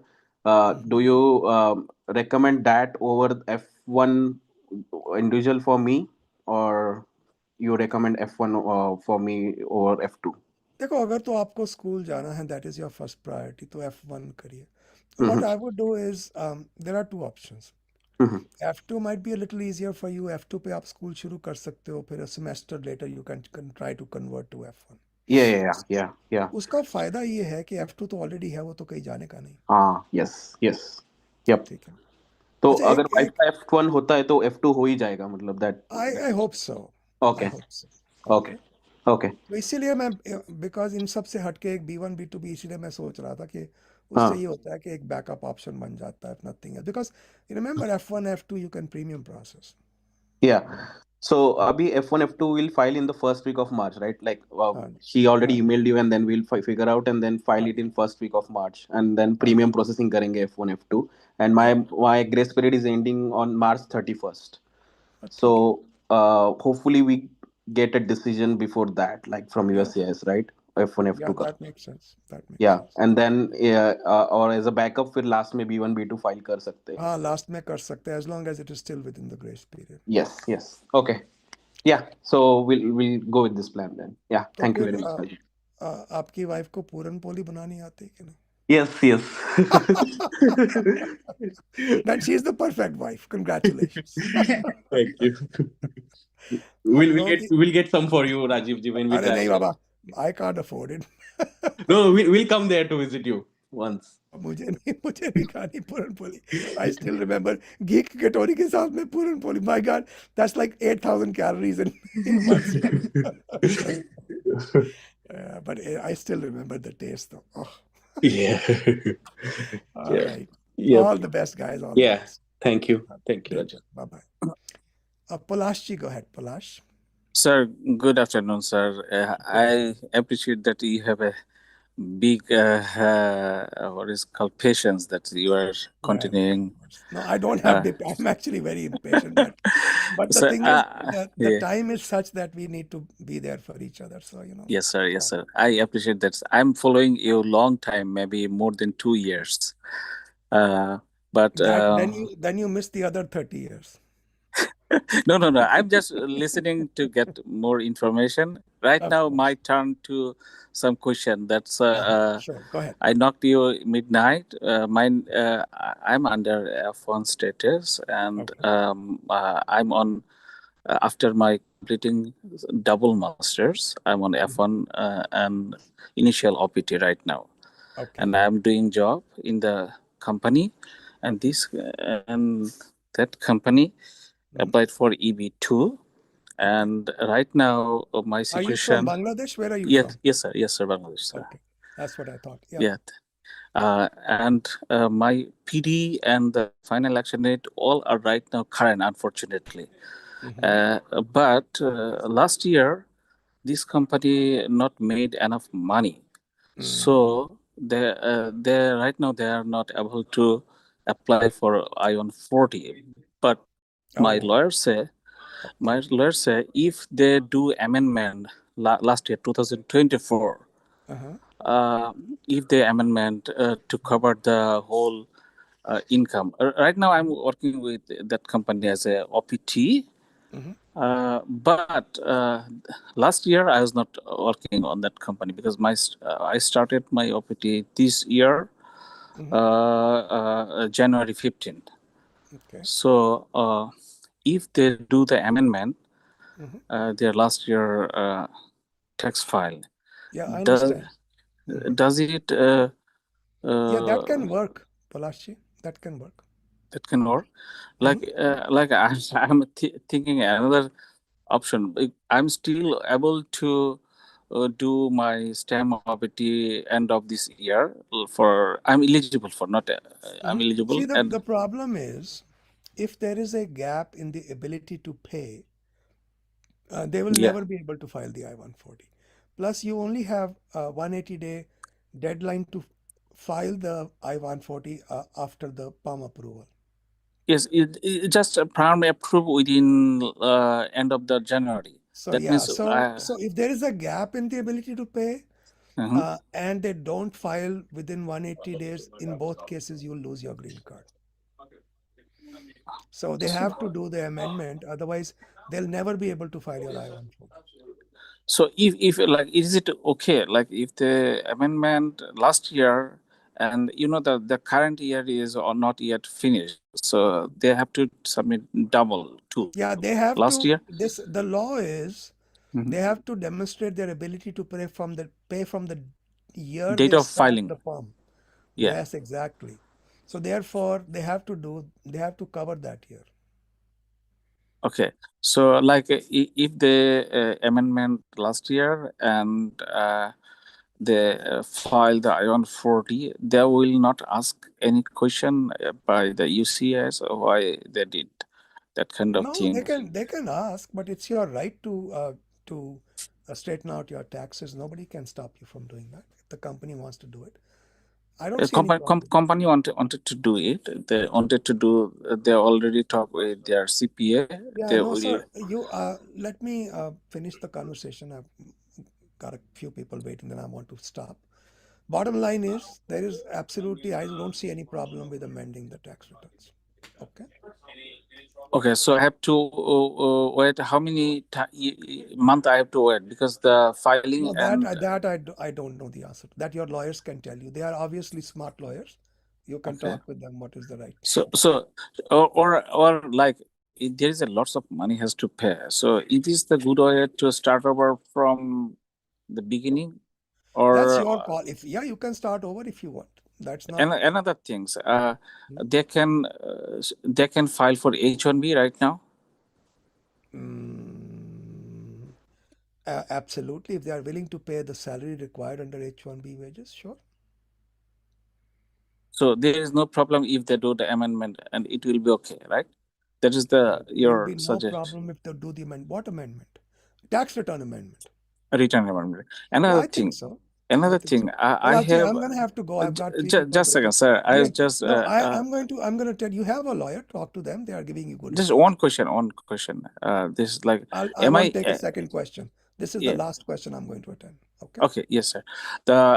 Am I eligible for EB2 NIW? I have a So 15 that's year. like asking a doctor, "Am I going to live?" I don't know what your disease is. Yeah, I have no idea what your. I have 15-year job experience in Yeah, the that field doesn't of. mean anything. I have 36-year job experience. I won't qualify for NIW. But I saw in the UCS they have Yeah, sir, I'm three not going things. to argue with you. Thank Bottom you, sir. line is, Thank yeah, you, sir, for your time. all the best. Bye. Yeah, it's not a question I can answer without looking at the resume. Dweep, go ahead. Dweep, क्या बात है वापस आ गए भाई? Yeah, thank you, Rajiv ji. I got back into the line. I have two follow-ups, if you don't mind. One is I got my H1B in 2020. I used about 20 days of OPT at that time, and my H1B got picked before even I graduated from school. You So can't get can I? OPT back, bhai sahab. Okay, that was my question. Another question. It doesn't come back. That's a one-way street. Okay. Another question about H1B time recapture outside of the US. You mentioned 3-year max in one period. Could you talk about that? What does that mean? I got Yeah, confused. so one of the rules of H1B is they can never give you H1B more than 3 years at one time. 3 years from when it was issued No, 3 on years the stamp. total. So let's say you have 3 years of H1B left and you have 6 months to recapture. Will you get 3.5 years? No. You will only get 3 years. Then you have to apply for 6 months again later. Okay, it will be another application, but I'll still get the time back. Oh yeah, that time is in the bank. You can't take out more than 3 years at a time. Okay, got it. And let's say I move to H4 visa and I spend like 3 months on H4. Can I use You can't this 3 recapture months back. also? You have to be outside the US. Outside the US. Okay, got it. Yeah, those were my questions. Thank you. Yep, you're welcome. Keshav Kumar ji, go ahead, please. Yes, Rajiv ji, I'll keep it super brief. So Rajiv ji, like my H1B got picked in the first year OPT itself, but I did pay for my STEM OPT fees. So I got a letter from USCIS to my university, which said They are that going to permanently bar you. If you were involved in any kind of pay for training scheme, you could have a lot of problem. no, Rajiv ji, I didn't mean that. Like it was just a regular STEM OPT extension fee. Oh, extension fee, so you can pay that. That's fine. Yeah. So in the notice itself, it says that because the H1B got active, we are denying this. Oh, that's fine. I mean, look, if you have a STEM OPT pending and the H1B gets approved, of course they're going to deny. You can have one or the other. Yes, Rajiji. So my question was, if I pursue another degree, would my STEM OPT, can I use it at that point of time? No. What will happen is, unless you go to next higher level, you won't get that STEM OPT. Even though I didn't use even one day of my current doesn't level? matter. It doesn't matter. Wow. Okay. Yeah. Okay. Like one other question, Rajiji, if you don't mind. So if I come either on a B1, B2 or a F1 to the US again, I'm currently in India. How much time should I leave for the cooling period before I change back status to I have a H1? problem with that entire approach, I told you, because if you come with an intention to change to another status, I think that's a problem. How does one navigate this thing, Rajiji? Intention is a state of mind. It is partly concluded from the circumstances, partly it can be concluded with a conversation with you. So I don't like that idea. All right. Even me showing the offer letter of the employer would. Keshavji, I have told you what I needed to say. Okay, Rajiji. All the best. Fahimji, go ahead, please. Rajiji, just one last question on my follow-up. First thing, you've already answered that since my RFE was missing, I need to ask my attorney to involve congressmen so that they can look into it. Second part was I'm saying if my H1 is approved, as I'm working on STEM OPT, I intend to change it to H1 with change of status. Do I have to switch to a new employer? I have a new employer in place. For the existing employer, is it a good idea to have one or two payrolls with them on H1 Yeah, and then switch to one? it's always a good idea to have one or two Perfect, on. perfect. That's it, sir. Thank you so much. Thank you for All your the best, patience and take guys. care, sir. You're Appreciate it. welcome. Yeah, today we went over long, 3.5 hours. Yes, yes. You've But been really generous, to be honest. You no, roughly that's one and a fine. half, 2.5, but you've taken all. Thank you so much, sir. Well, people who are here, of course, I want to take. Rajiv ji मेरा chance आएगा just make sure कर रहा हूँ Nahi, you don't have your hand up, Raji. Right. You had a no question? मैं इसमें मेरे को option नहीं आ रहा था मेरा चार्ट में लगाया 2 बार 3 बार अच्छा, no, I'm not monitoring the chat. वो तो कुछ दिख जाए तो दिख जाए. But आप बोलिए, what can I do for you? सो मैं H1 पे हूँ और एक्चुअली या thank you for doing this आप सबके लिए कृष्णीय है पिछले बार बोल रहे पार्थ के लिए मैं नहीं सिर्फ सबके लिए पार्थ, कृष्णीय वो पार्थ के लिए हूँ सिर्फ. एक्चुअली सबको चाहिए आपका सजेशंस तो मेरा शादी है अप्रैल मिड में और मेरा मैं H1 पे हूँ मेरे को वीसा है स्टैम्प्ड वीसा सो मैं जाके आ रहा Very हूँ good, very good. मगर प्रॉब्लम ये है कि मेरा जो शादी के बाद मेरा बीवी का है ना तो वो H4 पे आना चाहिए तो बोला तो स्लॉट्स नहीं है ना तो उनका सिस्टर यहाँ पे रहती और एक्चुअली वो B1 B2 के लिए अप्लाई कर रही उनका हाउस वार्मिंग के लिए नहीं, तो राजी मत फिर करो, राजी मत करो. Don't get involved with all this. नहीं उसके लिए मैं H4 को ट्रांसफर वो मेरा आइडिया नहीं है मगर नहीं, अगर नहीं. But नेक्स्ट even 6-8 even बोलिए if she, देखो ऐसा है. If she's going to apply for a B1 B2, let her do it after the marriage. Okay. Mile na mile, that is different. Okay, because when you apply for a B1 B2 as a single person this close to getting married, government can really raise hell on it. Okay. अच्छा मगर तो ऐसे H4 transfer के लिए मैं नहीं देख रहा हूँ खाली नहीं अगर नहीं वो the 2027 problem is तक my problem is B1 B2 आप ले लेते हो शादी के 3 महीने पहले तो गवर्नमेंट कैसे यार तुम लोग मेरे साथ क्या गेम खेल रहे हो you are going to get married you are going to go to USA why are you applying for B1 B2 I just मेरी अपनी सिस्टर हो तो आज मैं नहीं करूँगा. Okay, you may not like my answers but these are all the answers I've got for you. yeah Okay, मत करिए, you will just इतना क्लीन केस है, why screw it up. मगर शादी के बाद अगर मुझे H4 का स्लॉट्स नहीं मिला तो जब मैं B1 B2 को लिए जेन्युइनली ऐसे ही बोल के अप्लाई कर सकता हूँ कि मेरा बिल्कुल, पति वहाँ पे है I'm going to go visit my husband and if the law doesn't allow me to stay I'll come right back. Okay हम लोग लॉ थोड़ी मोस्टली वो रिजेक्ट ही होगा मगर फिर भी अपन ट्राई तो कर सकते हैं. हाँ ट्राई तो करिए. आई मीन अपना काम है सच बोल के करना, जो करना होता है तो हो जाए, नहीं होता तो ना हो. ओके जी फिर आपको गेस कर सकते कि अब कभी ये स्लॉट्स ओपन हो सकते कुछ भी अभी ये तो मुश्किल है Raj. I don't have any information on that. Okay then yeah ठीक है. Yeah thank you ji. All the best and many congratulations sir. Thank you so much. Alright, take care. Bye bye. Bye everyone. I'll see you guys next Thursday. Take care.